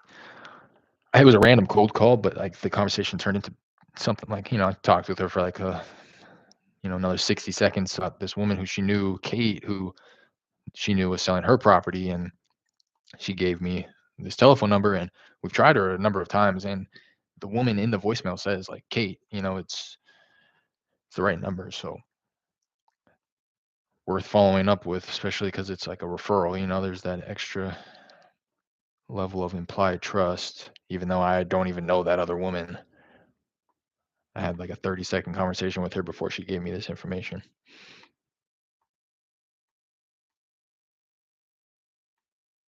But that's the only reason I left the voicemail on that.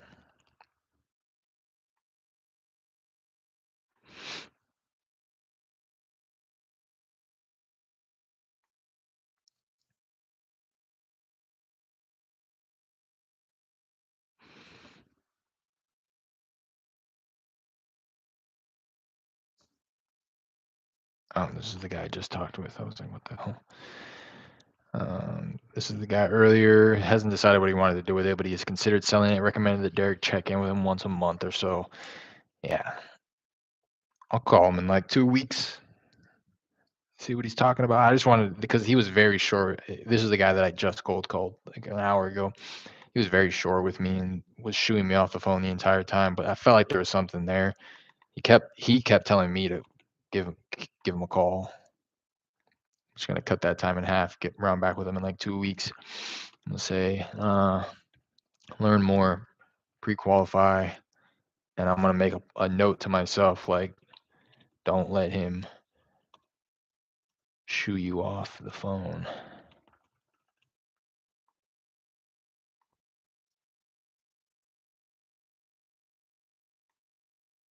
Because he kind of just sounded like one of those guys. Like I said it when I was cold calling. I kind of milked the conversation for all it was worth. It was like I kept squeezing another question in there and squeezing another question in there, and he kept answering it. Not really firm like answers that it gave me anything. It wasn't very useful information, but I feel like he's the type of guy that just wants to keep brushing it under the rug. But I feel like there's something there that he just can't really fit under the rug, if you know what I mean. It's gonna have to be addressed. That's why I wanted to pull him up in batch leads to see if there was anything like that that kind of like popped out right away, like any liens or something like that on the property. Let me see if he owes taxes on it. I'm just so interested. Oh, actually, I didn't even look up that one. That was the other one. So I'm just confusing these because it's the same street. This is my driving for dollars list. Just curious.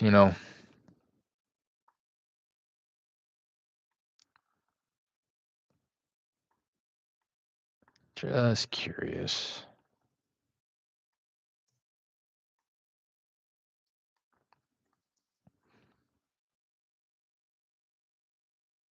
Well, Juan Martinez is all caught up. That's the guy who asked for a call back in 15 minutes. No, I don't even remember the name of the other guy.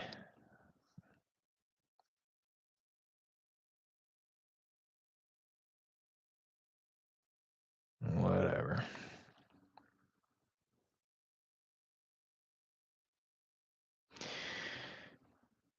All right.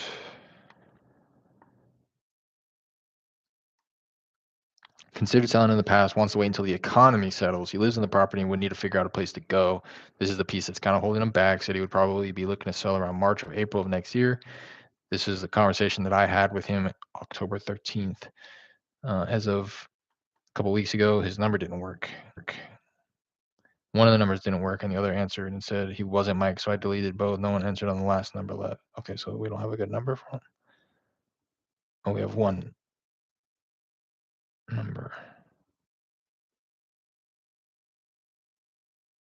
I got two numbers here for him. I'm gonna try both these.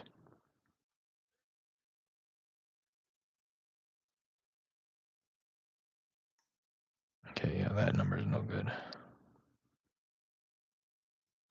Let's try this one.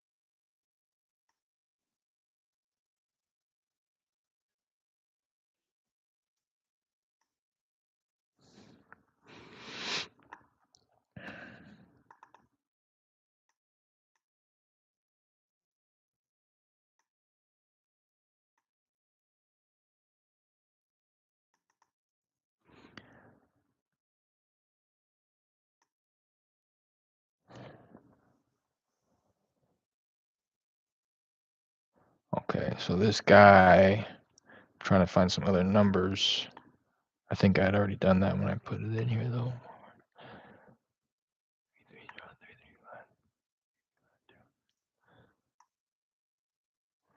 That was the bad one. So there's two numbers in there. I'll try those again. But this guy, pull it up. Lien on the property. Castle Credit Company Holdings. Follow up next week.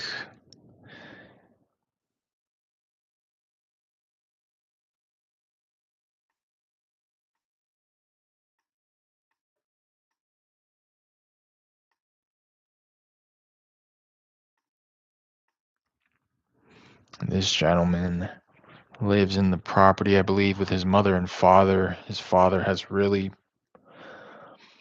poor dementia and will like wander off. It's getting dangerous. And they intended to move him down to Mexico shortly, and it'll just be him and his mother living there, and he'll, and then they're gonna look to sell at that point. He said seller's ideal price 270. That's definitely not gonna happen. His estimate on this is 255.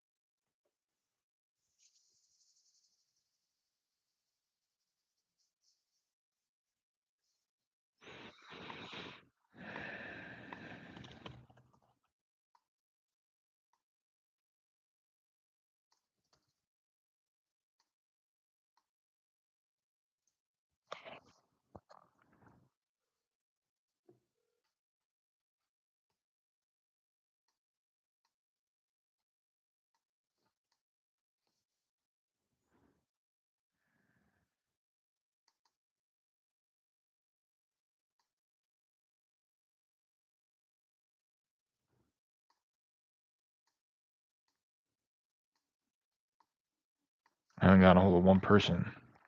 Follow-ups. This is crazy.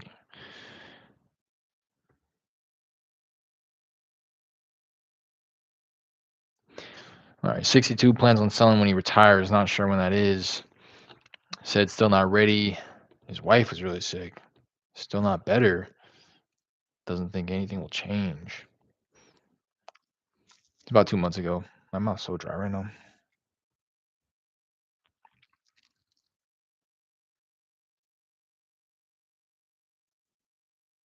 This guy may be Spanish. I don't know.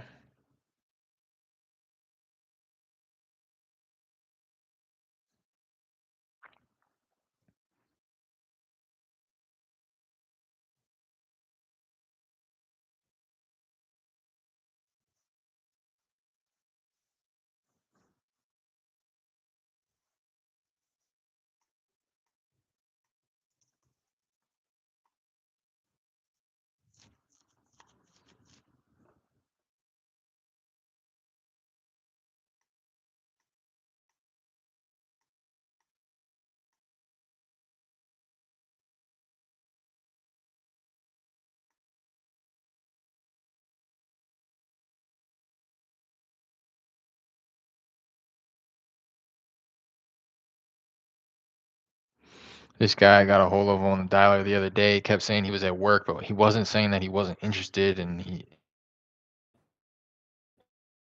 uh, like, I was like, yeah, I was calling about that property. And he was like, yeah. I was like, yeah, I just wanted to see if you'd have any interest in selling. And he's like, I'm in work. It's like, okay. I mean, have you thought about selling it? And he was like, yeah, I'm at work right now. I was like, okay. And he was like almost talking to me in code, like he didn't want to say it out loud. And I was like, okay, do you want do you want me to follow up like at a later time so we can talk about it? And he was like, I'm off around 5. Give me a call closer to 6. It's like, all right. I got the vibe like he was interested in selling, but he didn't want to say it out loud while he was at work, like in front of all of his coworkers. Like, yeah, I want to sell my house. You know what I mean? That was the vibe I was getting. But we've tried him 1, 2, 3 times since then with no answer. 6:30 out there right now.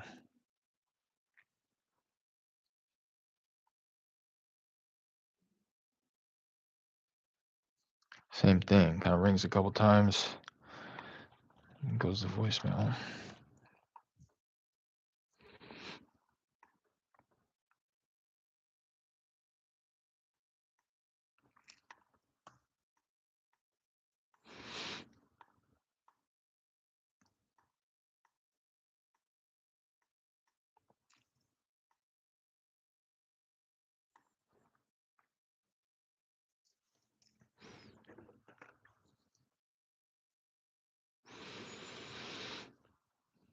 And so with this guy, was his grandfather's house. Right now it's vacant. Say he lives in Texas, but another city. Has been down here to check the house out, so he needed to come and check it out. He's interested, just not at the moment. Agreed for a call back in like 3 to 6 months. When was this created? Yesterday.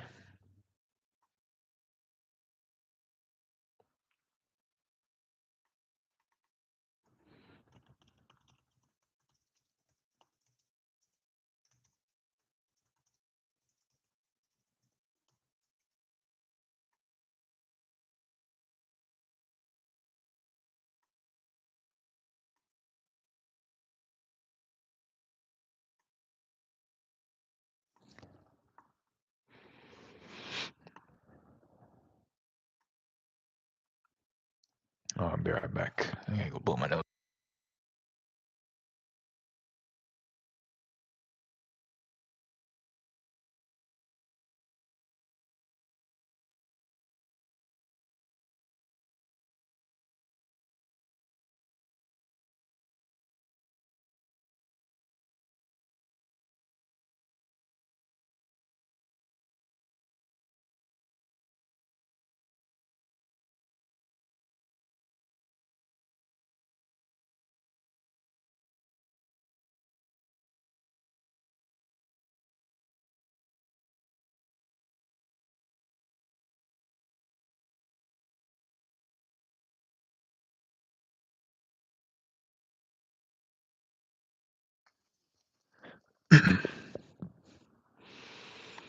Yeah, okay. That was everybody I was supposed to follow up with today. Pretty healthy list tomorrow.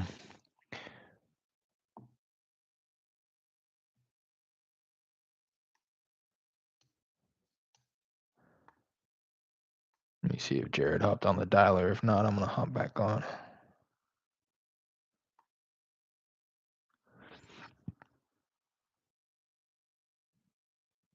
No, it doesn't look like it.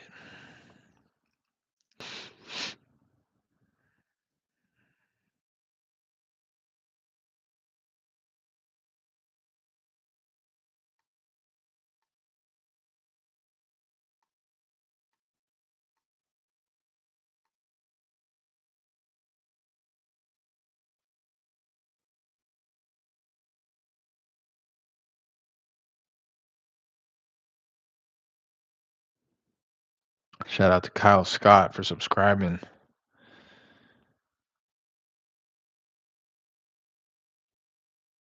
Shout out. What other marketing have you been doing? Just a lot of cold calling. Um, we've been getting these free leads inbound from whatever text campaign this person's running. Every so often we'll get a bandit sign lead come through. Jared still has a few. That's it, really. I've been networking a little bit more on like Facebook groups and stuff. Been meeting a couple people who are new to the business in my market, seeing if I can add some value there, maybe bring my buyers to the table or even just help facilitate the transaction, to be quite honest. Now, now that we've gone through that issue with the tenant, I feel like I could do anything, like real talk.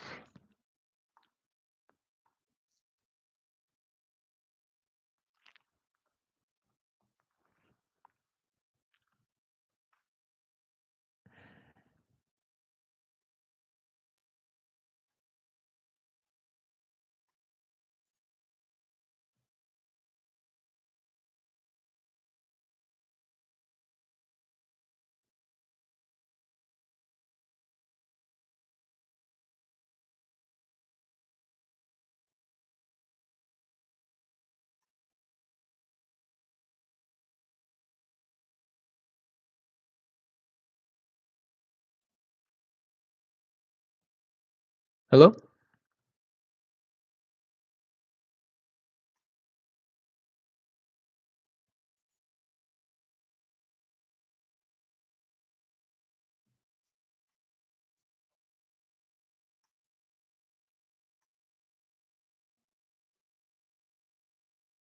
What about you, Christian? Kind of marketing do you do? Ooh, that was a tongue twister.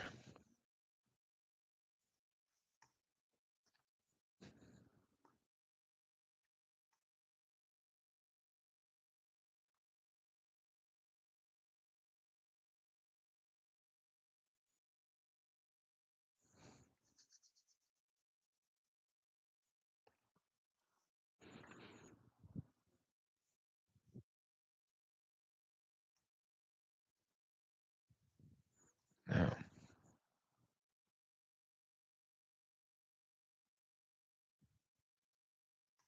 These are all voicemail. Might be time to start cycling in some new caller IDs here. Right now, cold calling. Yep, bread and butter, man. I was just saying this the other day, like this texting stuff, because I've done it, but now that these inbound leads are coming through from this other person's texting campaign, like we still haven't really gotten like a hot lead from it, and we've been getting a lot of calls. I'm talking like, I think like close, close to like 10 a day. So everybody wants retail listed with an agent already.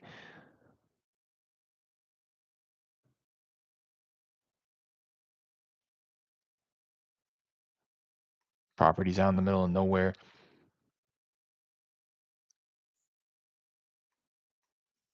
Um, uh, and then it just got me remembering what it was like doing texting, and it really is just setting yourself back one step, in my opinion. Well, unless you like, hey, Miss Lopez. Hi, how's it going? This is Derek. Hey, it's a little random here. I was giving you a call about a property I think you own on Lenore Street. Yeah, I just wanted to connect with you, and I wanted to see if you might be open to receiving an offer on the property there.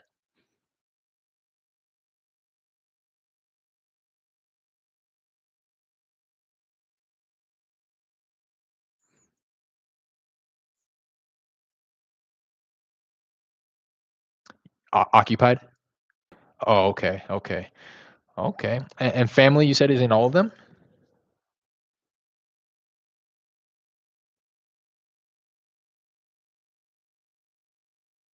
Mm-hmm. Okay.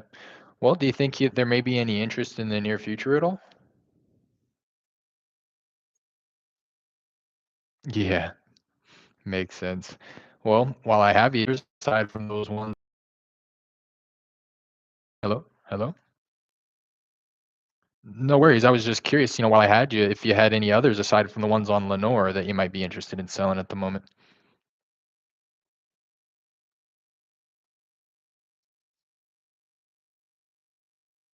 Hmm.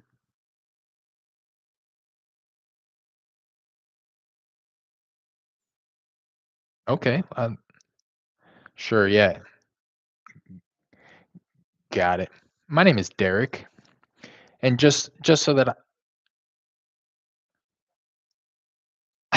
no, I don't, but I appreciate it. I get told that quite often. It may sound weird for me to say that, but um, you're not the only person who said that.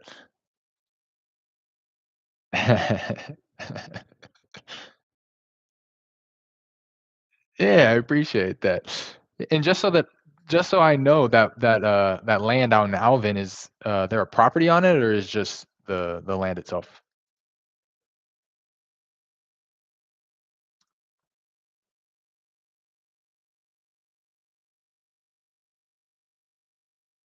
Oh, okay. Got it. Okay, well, yeah, I'd love to take a look. I know, like you said, you'd have to run that by him first. Is it all right with you if I give you a call, when it's more appropriate? Do you think in a week or two? Okay. Yeah, yeah, exactly, and that's why I asked. I'd love to give you a call back, get the address, and start kind of collecting information, see if it's something that we might be interested in. Okay, I'll give you a call, mid next week then. All right, of course. I'll talk to you soon. Bye. Uh, her husband's got about 5 acres of land. She sounds like owns multiple properties here.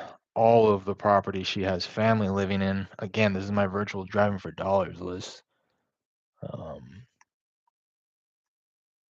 that place does not look like it's me if I have a podcast. And I said no, but I guess I do. I don't think she watches my YouTube channel, but um, she said my voice sounded very familiar.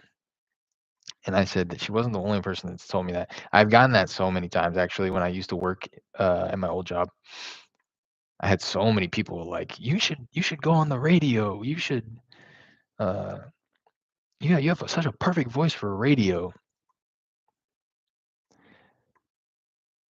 I don't know. But I thought that was funny she said that because I have definitely been told that before. But I'm gonna submit this lead. She said her husband's working out of town, gonna be back in on Monday. He's he had about 15 acres out here in Alvin, and he's been piecing it off, and he has about 5 left, I think. Um, he's gonna be back in town on Monday. She's gonna get the address from him and stuff because he is looking to sell that. So I'll round back with her then.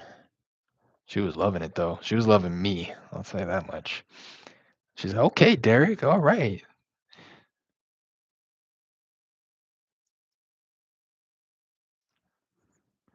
Trying to see. I don't even know her name because Victor popped up. I had to go by the last name. So I'm trying to see if her name is listed on title or if it's just his. It is just his. Let me see about these other properties they have. Oh, they own 3 on Lenore.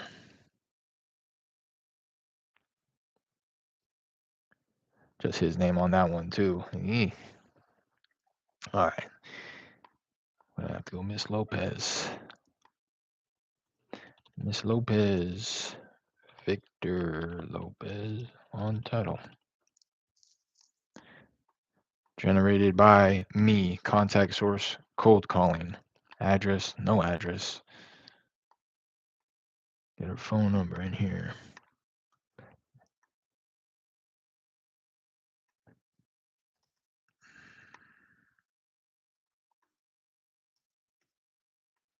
Lead status, follow-up needed. Property type, land. Husband owns about 5 acres out in Alvin.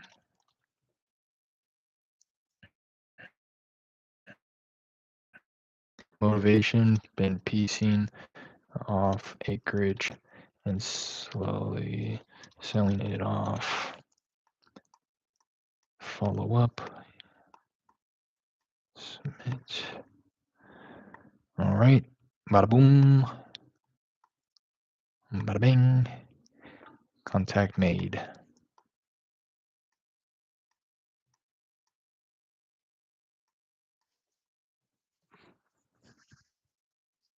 Man, I gotta run to the store too. I'm just waiting. I'm breaking my neck over here checking see if it's raining outside, and it hasn't been raining for like the past hour. But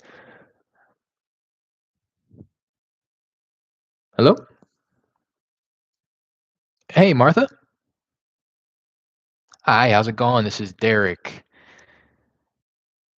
Hey, this is Derek. I know it's a little random here. I was giving you a call about a property I think you own on Southington Street.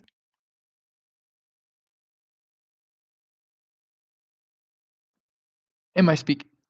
I'm sorry. Am I speaking with Martha? Yeah, my name is Derek. I was just giving you a quick call. I wanted to see if you might have any interest in selling that property I think you own on Southington Street. Oh, okay, okay. Oh, okay. Yeah, I wasn't sure if this was a rental of yours or something like that, would you happen to have anything else that you might be interested in selling? No. Okay. Well, I appreciate you taking the call. All right. Bye now.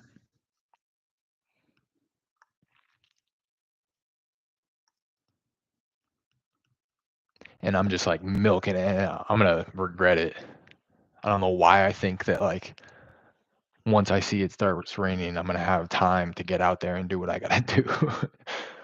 But it hasn't been raining for like the past 30 minutes, and I just need to seize my opportunity.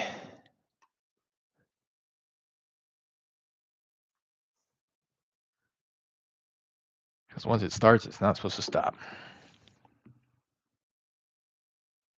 Hey, Wanda. Oh, I'm sorry. Says it's raining them. It's not raining here. The weather app is so untrustworthy. I don't even know why I still check it, to be quite honest.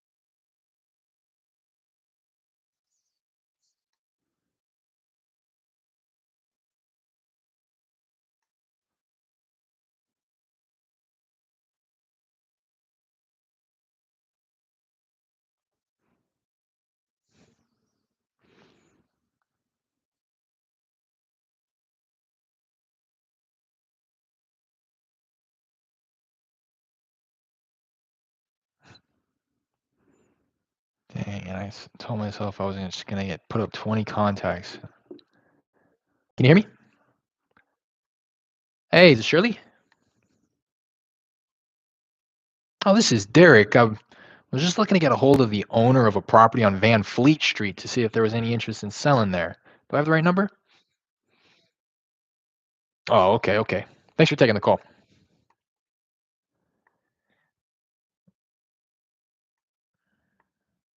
I've been leaning into that, just getting to it. Like, you know what I mean? And she didn't confirm that it was the woman I was asking about. She was like, "Who?" Kind of playing dumb, you know. And then I just hit him with it, and then she's like, "Oh no, they're not interested." It's like, "Oh, you mean you're not interested?" Doesn't make any difference to me.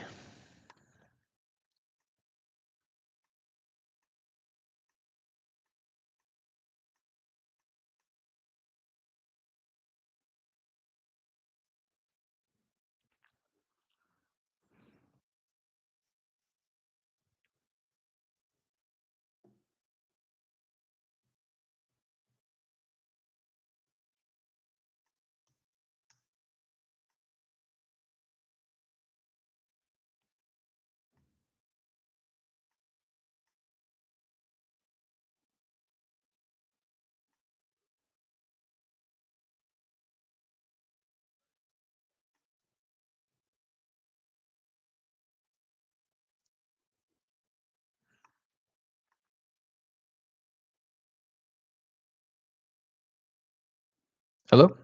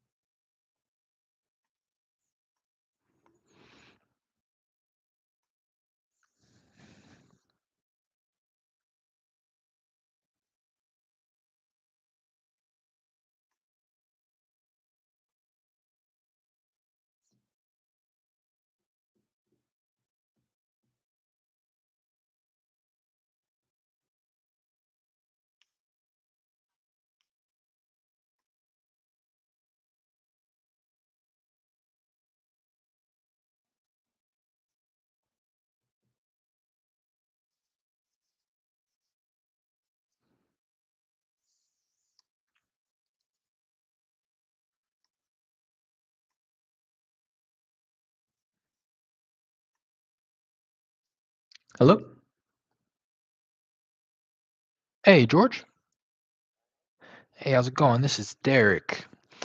Hey, it's a little random here. I was giving you a call about a property I think you own on Bassett Street. Oh, okay. You've given some thought to selling that there, though? Oh, okay. Do you mind me asking what the issue is?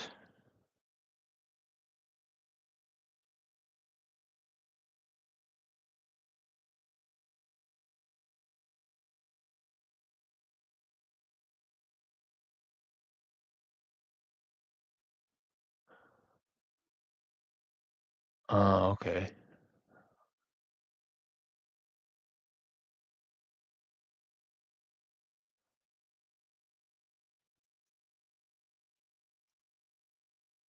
Yeah. So there's a dispute as to who I get as to the ownership of it. Okay.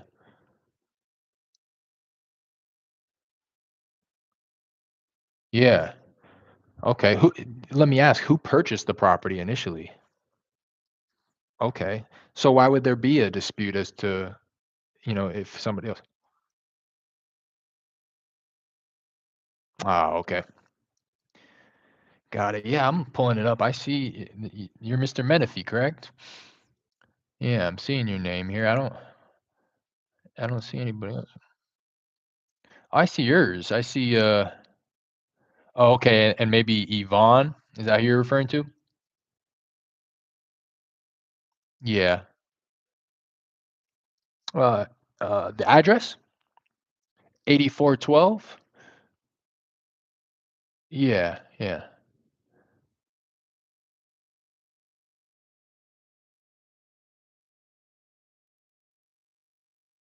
Oh, okay, okay. Same street? Okay. Same street though.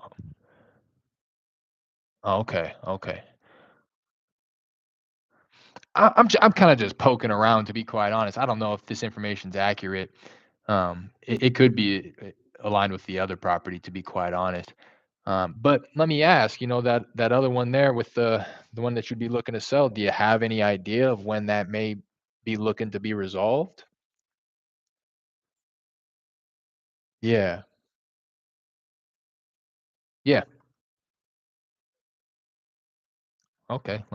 Give me 1 second.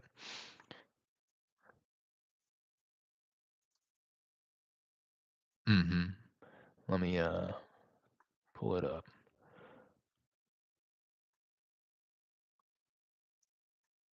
All right. See you and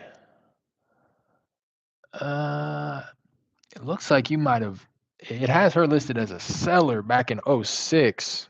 But again, I don't want to, this isn't concrete information. This software that I'm using, it kind of just gives you general information. I'm not actually pulling records from the county or anything like that right now. That's going to be the most accurate. But yeah, I mean, let me ask, you have a lawyer kind of handling things for you right now. Have you tried to sell the property before and run into issues, which is why you got the lawyer involved? Okay, so you've never actually tried to sell it before. Okay, okay. Yeah. Okay. Yeah, I guess I'm just a little confused. So what was court regarding to? Nothing. I just see your name here. That's all it's really telling me. Yeah. Yeah. Yeah. Let's talk about it. Do you have people living there right now or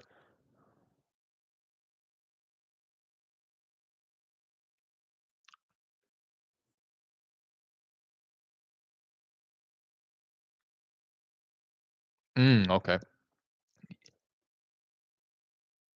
Yeah. Okay. Yeah. This is some tenants you have in there. Okay. Okay. Yeah, I got your name here. Yeah. Yeah, what kind of price you got in mind?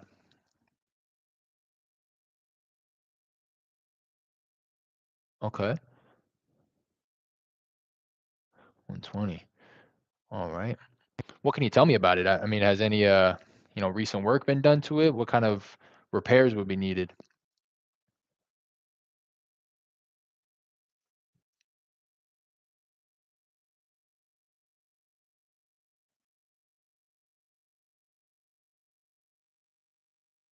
Okay.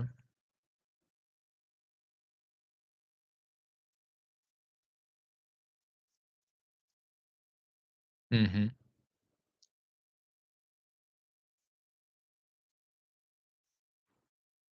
Mhm.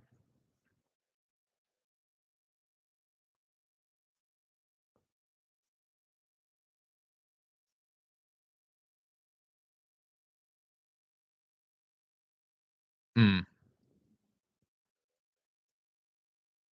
So the value of the land plus the structure is what you're saying there.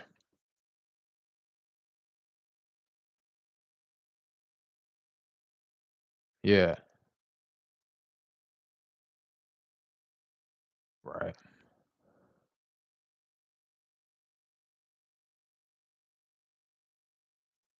Yeah, yeah. Okay. Yeah, and that's definitely something that we would explore. Let me ask if this is something. Clearly, you've given some thought to it, and I don't want to make any promises one way or another about that whole title issue thing. But the way that I see it, I see your name, and I can kind of do a little bit more digging. But what I'll do is I'll pass this information along to my underwriters, see what kind of number they're thinking, and then I can get back with you and see if it's something that we're in the same ballpark of what you're asking there. Just to throw this out there as well, we are looking to pick it up cash, so we are willing to buy as is, so we wouldn't ask that you make any repairs, anything like that. And if we did cover, you would. Yeah, yeah, exactly. Yeah, that's how we're looking to buy them. Let me ask, if we came in and we kind of covered all of the costs associated with it, the closing costs and the dock fees, what do you think the best you could do on it is?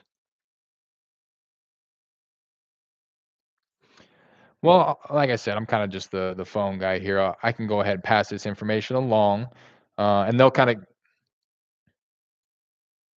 Hmm. Hmm. It's a great point that you just brought up. Do you have any outstanding mortgage on it, or do you own the place free and clear? Okay, okay. How long you owned it?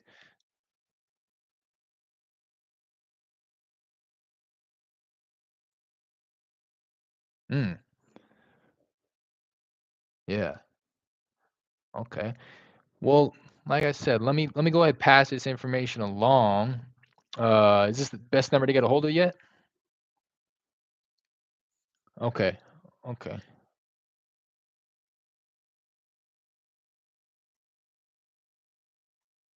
Yeah.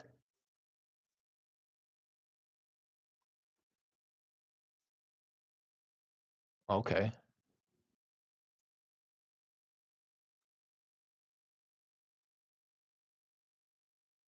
Uh-huh.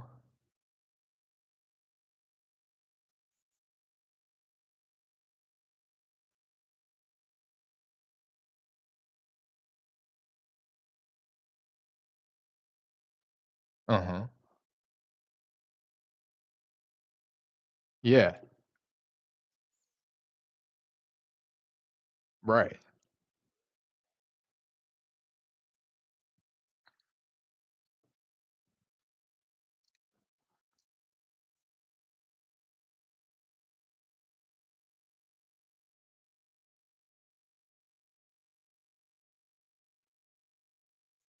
Yeah.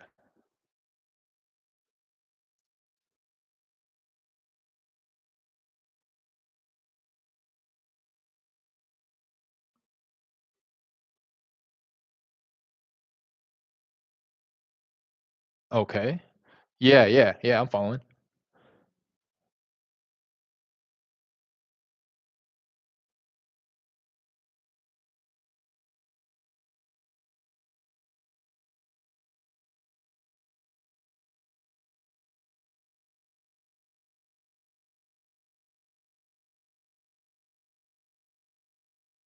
Yeah.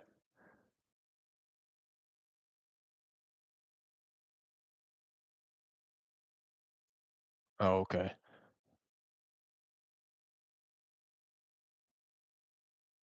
Interesting. So that okay. Yeah, so it's just a matter of ensuring that, you're on title and you have the ability to sell. Yeah.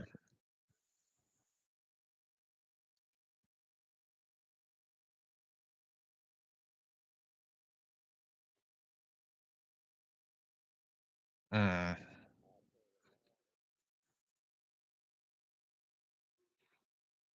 Yeah, yeah.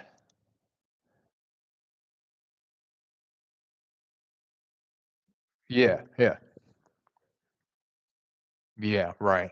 And I'll tell you what, for us, we wouldn't be able to process it anyways. Our title company wouldn't move forward if they did see any funny business going on with like whose name was on it. They're gonna have to do their title search, and then if somebody else's name pops up where we don't have a signature from that person, they're just gonna say, okay, well, this person's got to need to sign off on it, whether it be Velvet or whoever. And then we'll know at that point whether or not you'd have the ability to sell. But I can poke around, like I said, and make sure that I'm seeing what I'm seeing. But based on what I'm seeing your name here. And the reason I bring that up about my title company as well is it's kind of like no harm, no foul. If you want to sell, we can go ahead and move forward if the numbers make sense. And if you can sell it, we close on the file. If you can't, then you can't. And we're kind of in the same position anyways. You know what I mean?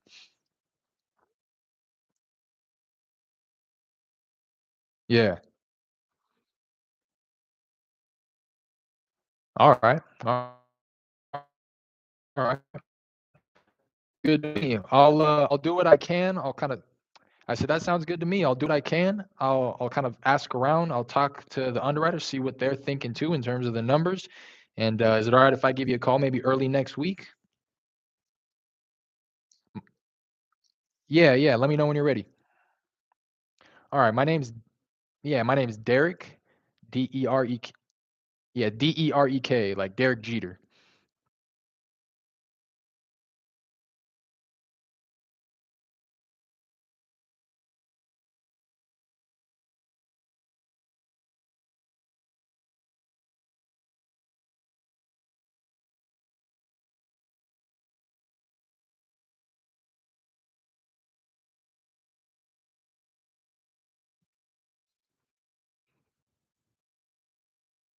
Yeah.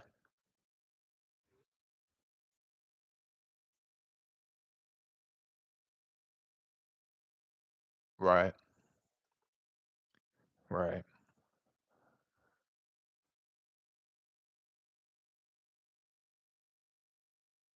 Yeah. Yeah. Yeah. Exactly. I'm all too familiar with it. I'll tell you, this isn't brand new to me. We see it all the time. So yeah,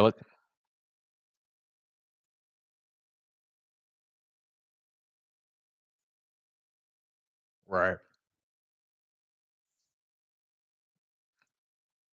Mm. Yeah, that's all you can do. Yeah, exactly. They're coming up, the city's gonna want their money one way or the other. So yeah, yeah.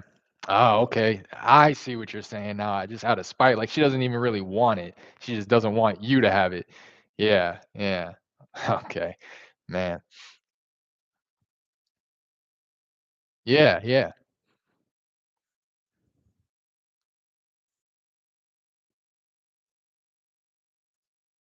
Right,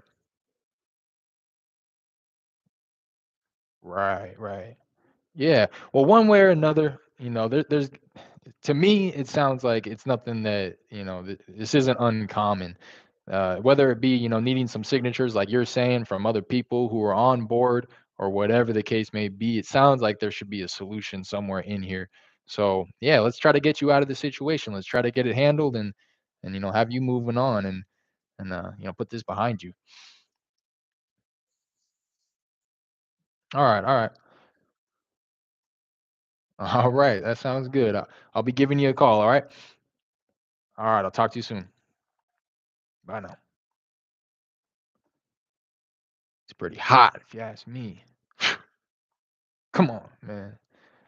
Dial all night to get one person on the phone like that. What's up, Derek? Glad to see you hustling this afternoon. What's going on, sophisticated one? Man, he was talking a lot, and I wasn't really following, although I told him I was following. He had a lot of family issues going on, but I got it right at the end. It clicked. I still don't understand the details, but he has a lot of family that's going on. A sister, he I don't know, a lot of transfer of ownership where he's putting it in other people's name. His families are doing the same thing because they're looking to buy their own property and messing up their credit because taxes are owed on the property, whatever. Anyways, at one point in time, he had put this properties in this other woman's name in his family. And then something happened where I don't know. To be honest, I don't know. But I see his name on title here. She tripping. They can just split it and walk away with something. Yeah, I still am not following the guy, but what had happened was the the thing that I got, he kept saying it's out of spite, but they're like in court. He has a lawyer, um, and they were saying that they ruled in the woman's favor, and now they're in the process of appealing it. But I don't even know what they're appealing or why they ruled in her favor, like what the ruling was, whatever the case was. I just wanted to let him know. Look, I felt like that's all I wanted to say was, if you can't sell it, you can't sell it. We'll find out one way or another. But we can move forward right now acting as if you're selling it. But if you can't, it's no harm, no foul. You're gonna be in the same spot anyways. Because I mean, again, on batch leads, I see his name. Uh, I don't see anything happening recently though. I would imagine that the stuff that he's talking about took place. Let me pull up HCAD.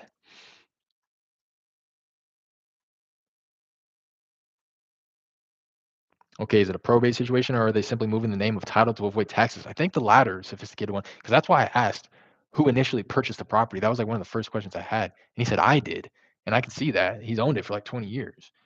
Um,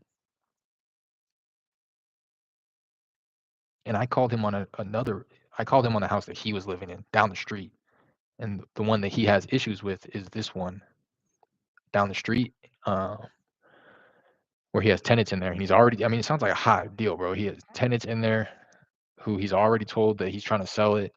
He said that he'll do the best that he can to find a buyer that will allow them to stay in the property for a little bit longer. It's probably not going to happen, but they've been put on notice and they're on month-to-month lease. He's been paying taxes on it. I don't understand why he's tripping about paying taxes on it. He's tripping about paying taxes on it because he thinks that it's in her name, whoever her is, a family member. That was like a he's talking my language though. He was talking to me like a regular person. Add that in the notes to ask next. What was that? Ask what next? Yeah, I see his name on here on the property records.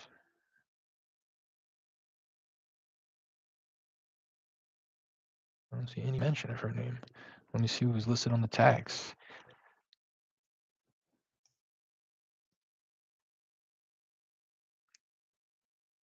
Don't hurt to try.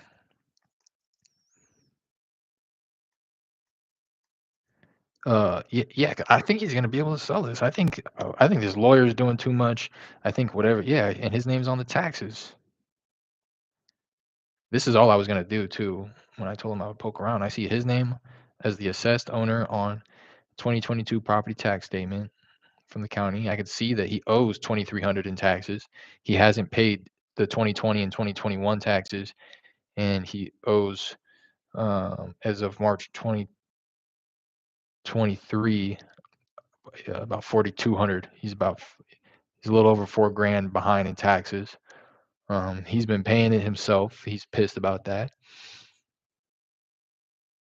He wants 120, but he at the end he came out and said, "Shoot, if you can find out whether or not I'm trying to," he said, "if you can poke around and you find out that I can sell it and you can make that happen, I'll give you a better deal." He said it just like that. And I was like, "All right, that sounds good to me." And he was hoping that I was. I'm just now realizing that this was happening. He was like, kind of like a, it's kind of like a parent talking to a kid, like trying to get him excited, like. But I wasn't like, "Oh, wow, really? Like a better deal?" I was like, "All right, that sounds good." And he was like, "Huh? Did you hear me?" Like he goes, "Huh? Did you hear what I said?" "Yeah, yeah, that sounds good. I'm gonna need it at a better deal anyways." I didn't want to say it like that, but it is too he's asking too much. New roof 6, 7 years ago. He leveled it, had some foundation work done to it. He says it's gonna need painting and sheetrock work done. He said lots in the area are going for 65, 85. So that's why he priced it at the 120 because he knows that you can't build a house. His his logic kind of made sense, but it doesn't make sense. He says, because I know that you can't build a house for 60,000. And I have a house there on top of lots that are going for 60,000. So like it's kind of like a roundabout, like incorrect way of looking at it, but I liked his logic. How much he wanted 120. Uh, his estimate on it is 125. But he's highly motivated. He just needs to come to that realization. But the same thing at the same rate he's collecting rent, but he's behind more than 4 grand. I'm gonna need it like take a deep dive about the. It would have to be. He said, "Oh, it's like hugged up right against the highway too." He said that there people are buying lots and building two townhomes on a single lot. So that would the only I think that would be the only way this would work is if like you know townhomes in the area are selling for like 350 and you could build two of them on this single lot, which I kind of doubt to be honest, but that's like the only way that one anywhere near the 100 would work. It's a huge place though, 2,300 square feet. Anyways, take a look at it later, but ask it's yeah, bro. I don't. It's like he couldn't have done any better of a job of explaining it. He broke it all down, but I still wasn't following because he was talking about like four different people all at the same time. There was Velvet, Beverly, and Sandra, and the property was. I just couldn't follow. Straight up, I couldn't follow. Um, because he was talking to me as if I had been a part of the the situation the entire time. And at one point, I was like, whatever. That's why I brought up the title company. I can see your name on it. I can see all of that. Like, let's just try. Let's just try to buy the thing. He wants to sell. Um, so you know what I mean. I don't even want to complicate my own. I don't want to get involved with all that. Need that thing at like 30 exactly. Exactly. I'm hoping ARV pushed up closer to like. But bro, if it's actually 2,300 square feet, um, truthfully, it's gonna go a lot of value. Yeah, like probably like 30, quite honestly.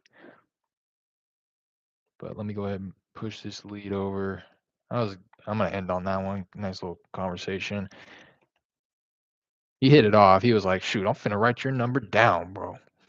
What's your name? What's your number?" Sound like older black guy. He said, "You feel me?"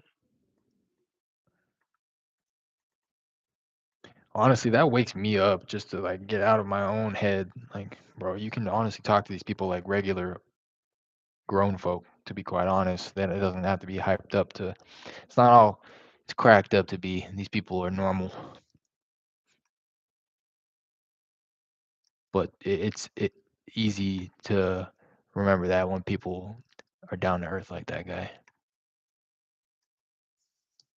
He said, "I if you figure it out, if you tell me what you find and it's looking good, I got no problem signing on the dotted line."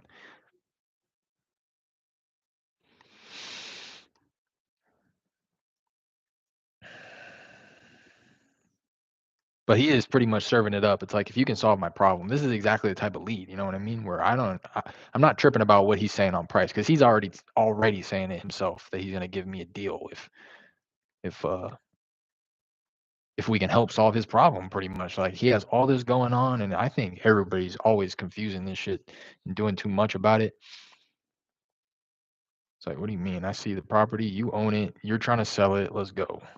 Yeah, more people were more down to earth like that, it'd be so much easier. Yeah, just like having regular conversations. Condition, I'd say about average. Said new roof put on 6 to 7 years ago. Foundation work done to it. Needs painting and sheetrock. So to me, that means it needs a full cosmetic rehab.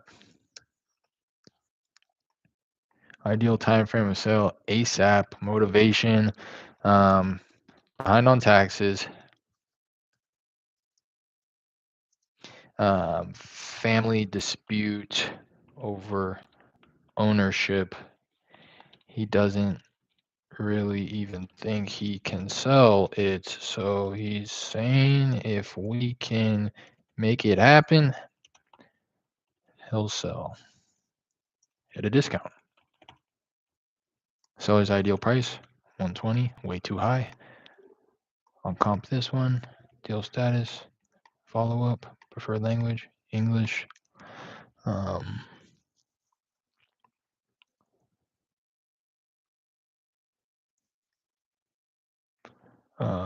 Tenants in place on month-to-month lease.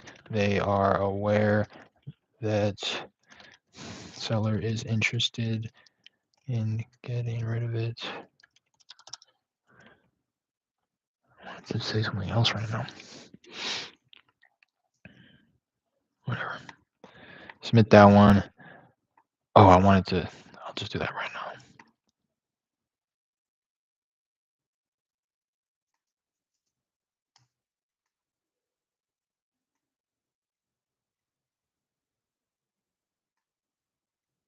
Told him I'd follow up like mid next week.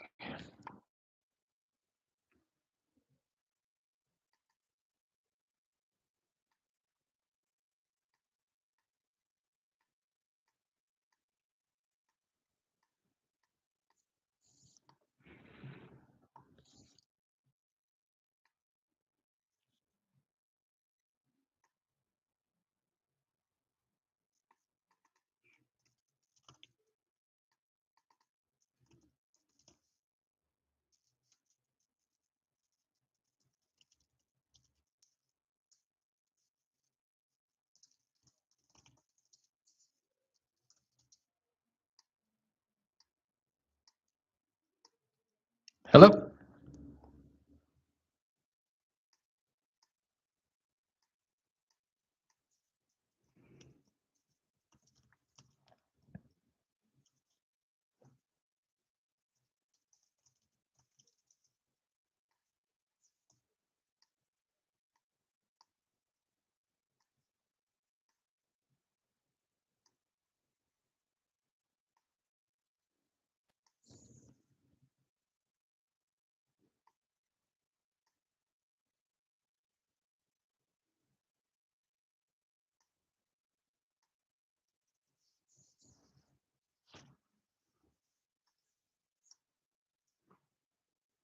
Yeah, now it's raining. My dumbass.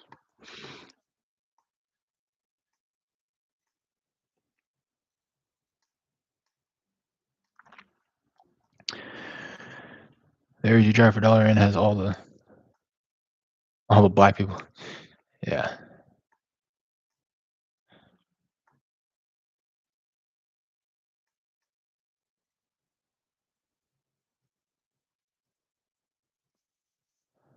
south side. Yeah, I got you. In your experience, Derek, do you encounter people between 30 and 50 or 60 plus, which people are easier to talk to between those two age groups? Uh, I think that's subjective. I think I hit it off easier with older people, but hi, Miss Collins. Oh, I'm sorry about that. But I think it's a personal thing. Which age group do more of your deals come from? Uh, I wish I had that type of stat for you. Hey, Miss Rodriguez. Oh, I'm sorry about that. Um, First deal I did, the guy was older, I would say. I don't know if him and his wife were 60 plus, but they're probably borderline around there. Um, the daughter was living in the property. She was probably late 30s, early 40s, if I had to guess, just based off of the voice itself. Second deal, the guy was a younger gentleman. I probably late 30s, early 40s. Hi, Miss Bolden. Hey, how's it going? This is Derek. And no, it's a my name is Derek. I know it's a little random. I was giving you a call about a property I think you own on Fountain Street. Hey, I just wanted to connect with you and I wanted to see if you might be open to receiving an offer on the property there. Okay, okay. Hey, while I have you, would you happen to have any others aside from this one? No, okay. Well, I appreciate you taking the call. Bye now. Uh, Third deal, kind of the same thing as the second one. To be honest, the second, third, the hi, Miss Morento. I was looking for Mr. or Mrs. Morento. I'm sorry about that. The sellers were very similar on the second and third deal of mine. Fourth, the woman was elderly. She was on the older side, yes. Understood. My voice isn't deep, so most adults handle me like a kid.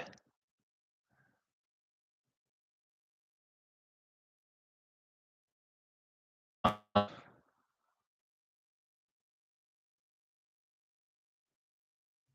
Hello? I'm gonna go ahead and just tell you that's an. Hey, Mr. Martinez. Hey, how's it going? This is Derek. You know what? Oh, lo siento, me llamo Derek. Hey, ¿quieres vender tu casa en el calle de Willow Glen?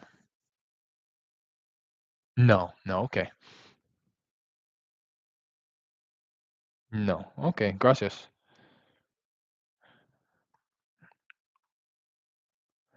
Did the 20K deal go through? Yes, it did.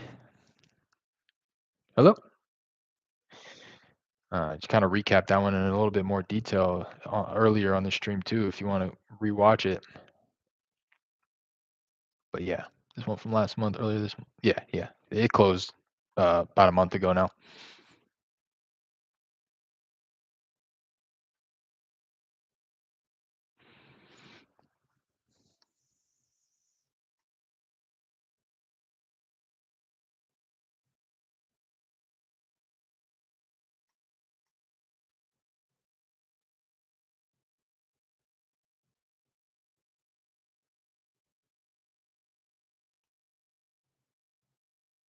Damn, now it's really raining. I can't believe I narrated this whole thing and still didn't run to the store. I guess it wasn't time lost. Talk to that guy. Congrats, Derek. Yes, I'll rewatch the stream to see the details. Yeah. Thank you too. Appreciate that.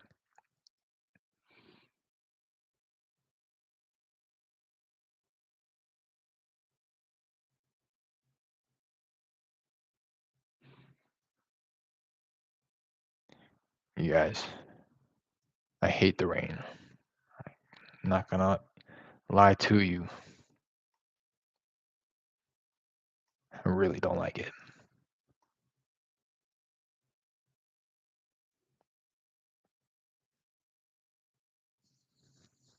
Hello?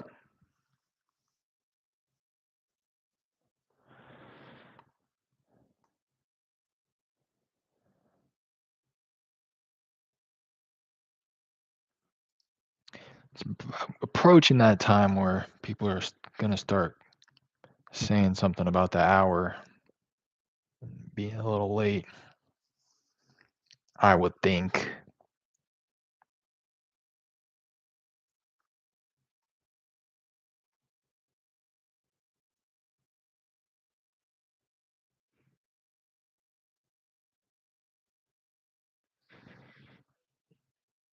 Yo, so this guy, this is a trip. What list is this? This is my. Oh, okay, because it looped back through. I was like, what?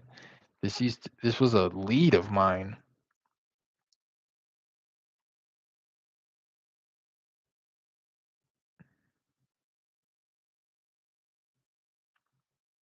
Man, and he wanted such a good price for the property too. And this is it. This is the one I'm calling him on. And he just I haven't been able to get a hold of him at all. I don't even know if this guy's still in the system. I don't think so. I think I just ended up trashing it. Oh no, no, no! It was his mom. I remember now. Um, his mom wasn't going for it.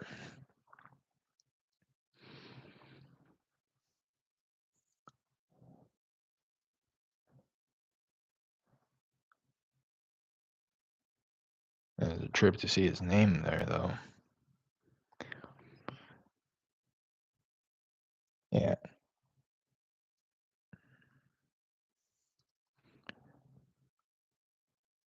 Hi, Miss Scott. Oh, I'm sorry about that. You'll see me sometimes nod my head. I'm kind of like, I'm just realizing that I do that. It's funny. I'm like, kind of like manifesting the yes. You know what I mean? Like, hey, this guy's name was James. Hey, James. And I like get my head like, or just wanted to see if you would consider an offer on your property there.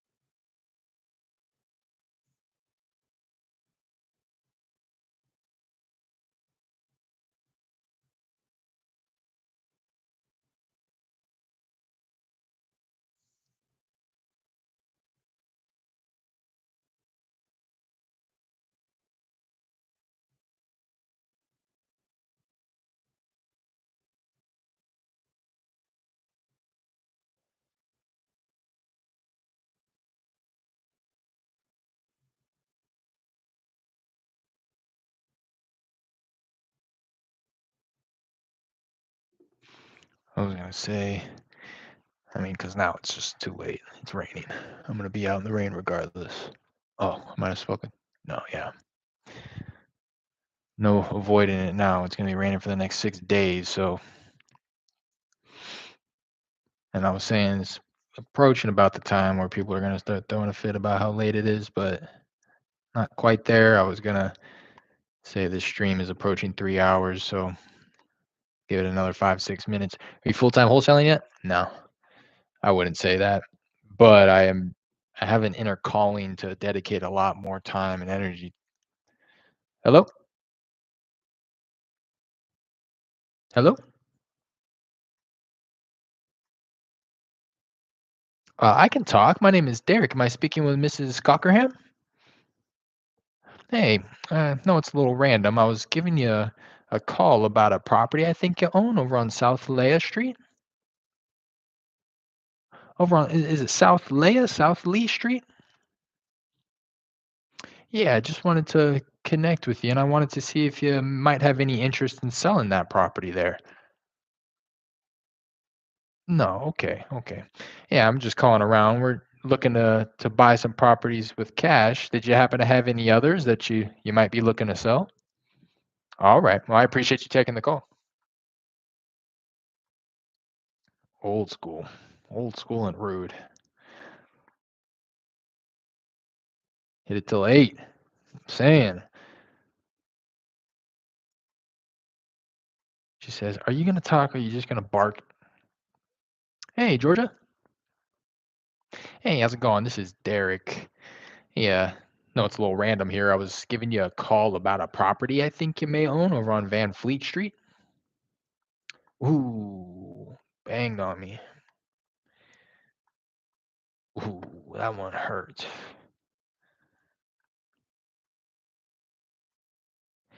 That cuts deep, Georgia.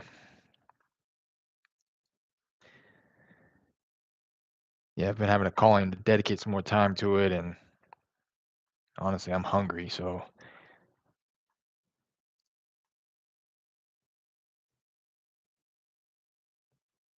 that's what's up. Can't wait till my first deal. Us neither, so we can celebrate. Start popping some bottles.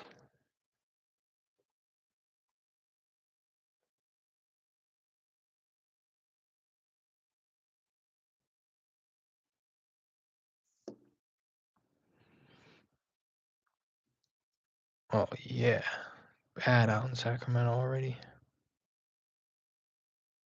Crazy.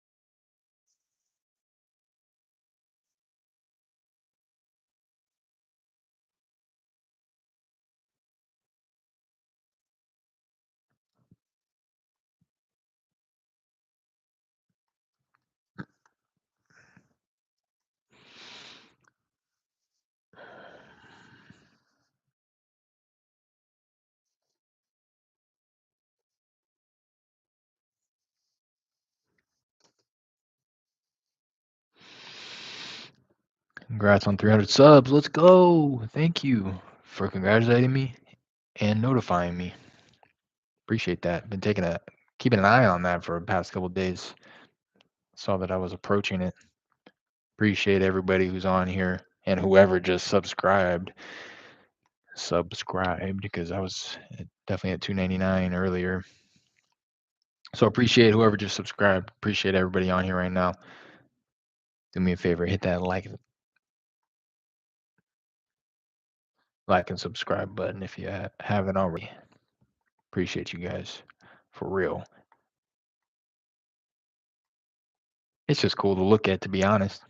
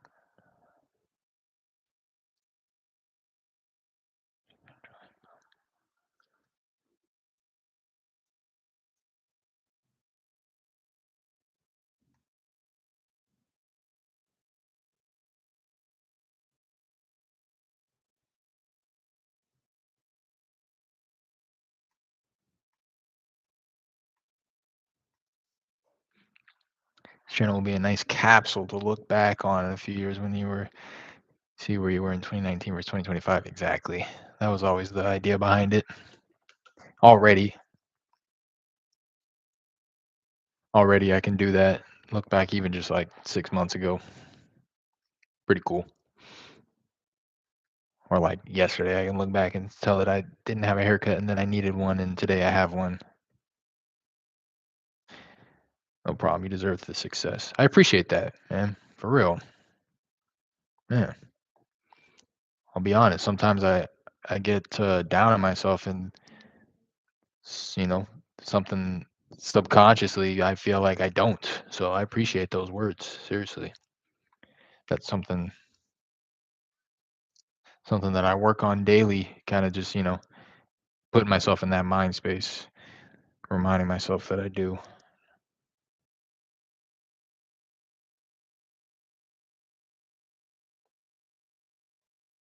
Hey, Mr. Green. I was looking for a Mr. or Mrs. Green. I'm sorry about that.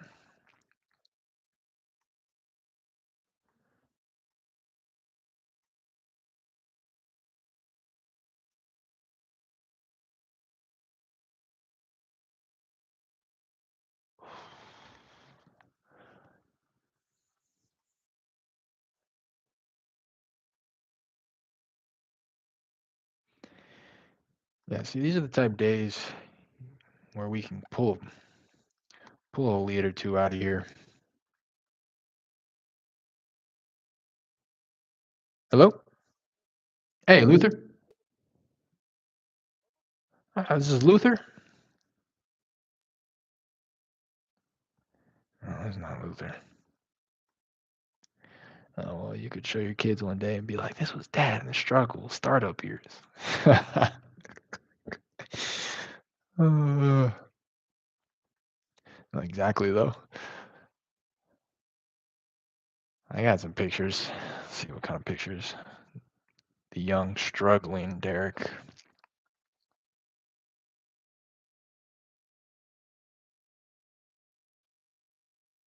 Not as if I'm not struggling right now, but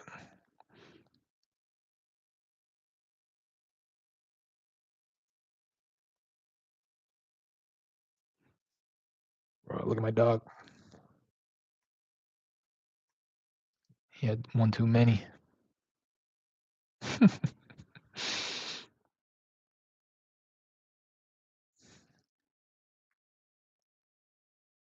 Oh, real killers, bro.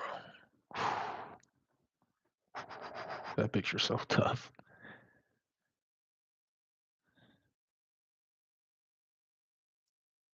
I guess I don't really have too many pictures of myself. Makes sense.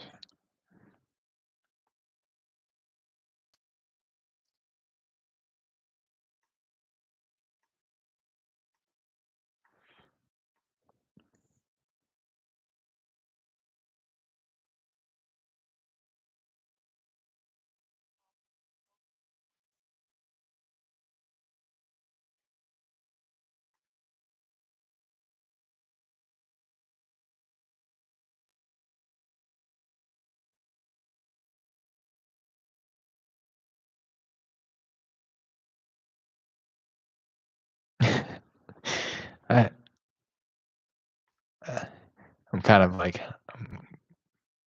that dog was laid out.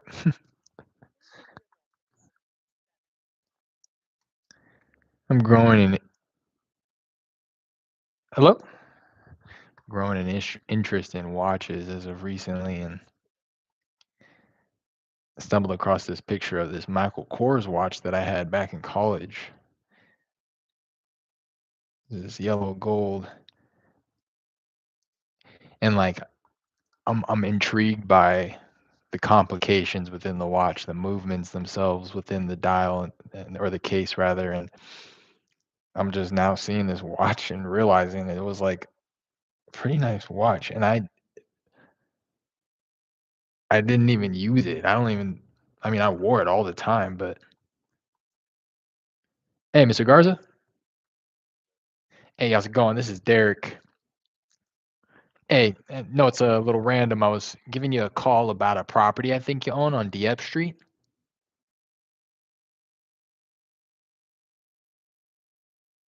Hello? Oh, you don't own that one there?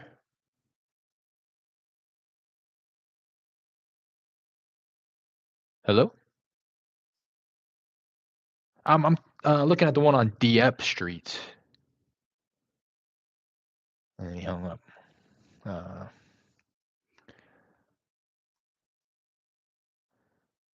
you like smartwatches too? No. I mean, I don't know anything about them. I haven't never owned one, but I wouldn't think so. I'm more so the I believe it's horology. It's like the study of the mechanics. Is that what it is? Horology. Horology. The study and measurement of time.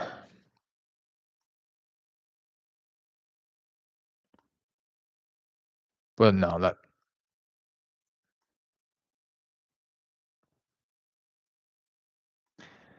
that's kind of what I'm saying. I've grown an interest in the actual mechanics of it all. Pretty interesting stuff. It's either really interesting to you or really stupid. Really interesting to me.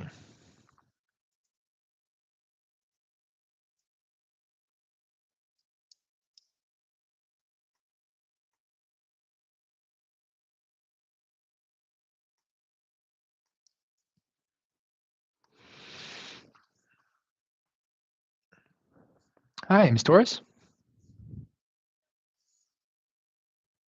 Nope. Oh, got it. Sounds like you're gonna become a collector. Yeah, for sure. For sure. This is number one.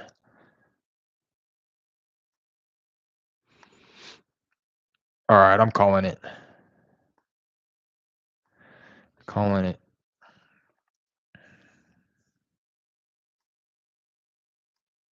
24 contacts on the day for me, 53 total with Jared's combined. Like I said, these are the type of numbers.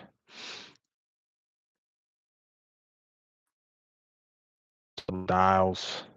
It's got to be over before I started that second session. Yeah, 2017. Probably a little bit more because it takes a second to register. I was pumping the lines there too at one point, and I still didn't have my abandon rate wasn't very high. So a couple leads in there too. Overall good day. Overall good day, I would say. Pretty good day. Yeah, for sure. I got about 2 leads. You got about 2 to 3. Yeah, that's what I mean. Like this type of day, there's no losing if you do this every day for a year straight. Come on, and then be on top of the follow-ups too. Good job, Derek. You got in some work before dinner. Oh, absolutely. That's what I'm saying. About to go make myself a homemade burrito. Go follow me on Instagram if you want to go see it. Although I probably won't post it on Instagram to be quite honest. But if you message me on Instagram personally, I'll send you a picture. It's a pretty good day. Yeah, definitely a pretty good day. That's what I mean. If we have these type of days, like to be quite honest too, like you got a couple, I got a couple. There's probably like one or two good ones in there. You know what I mean? Um, I took a couple of calls off of the text campaign. Nothing too crazy there, but yeah, it's just got to pump it up. Have these type days and some, and I like that's why wanted to make a point to say like and hit the follow ups because that's like my ideal day is like a 50 cold contact, a 50 cold contacts, getting a hold of like you know 10 people and having like a good follow-up conversation and then making like a couple of offers every day. You know what I mean?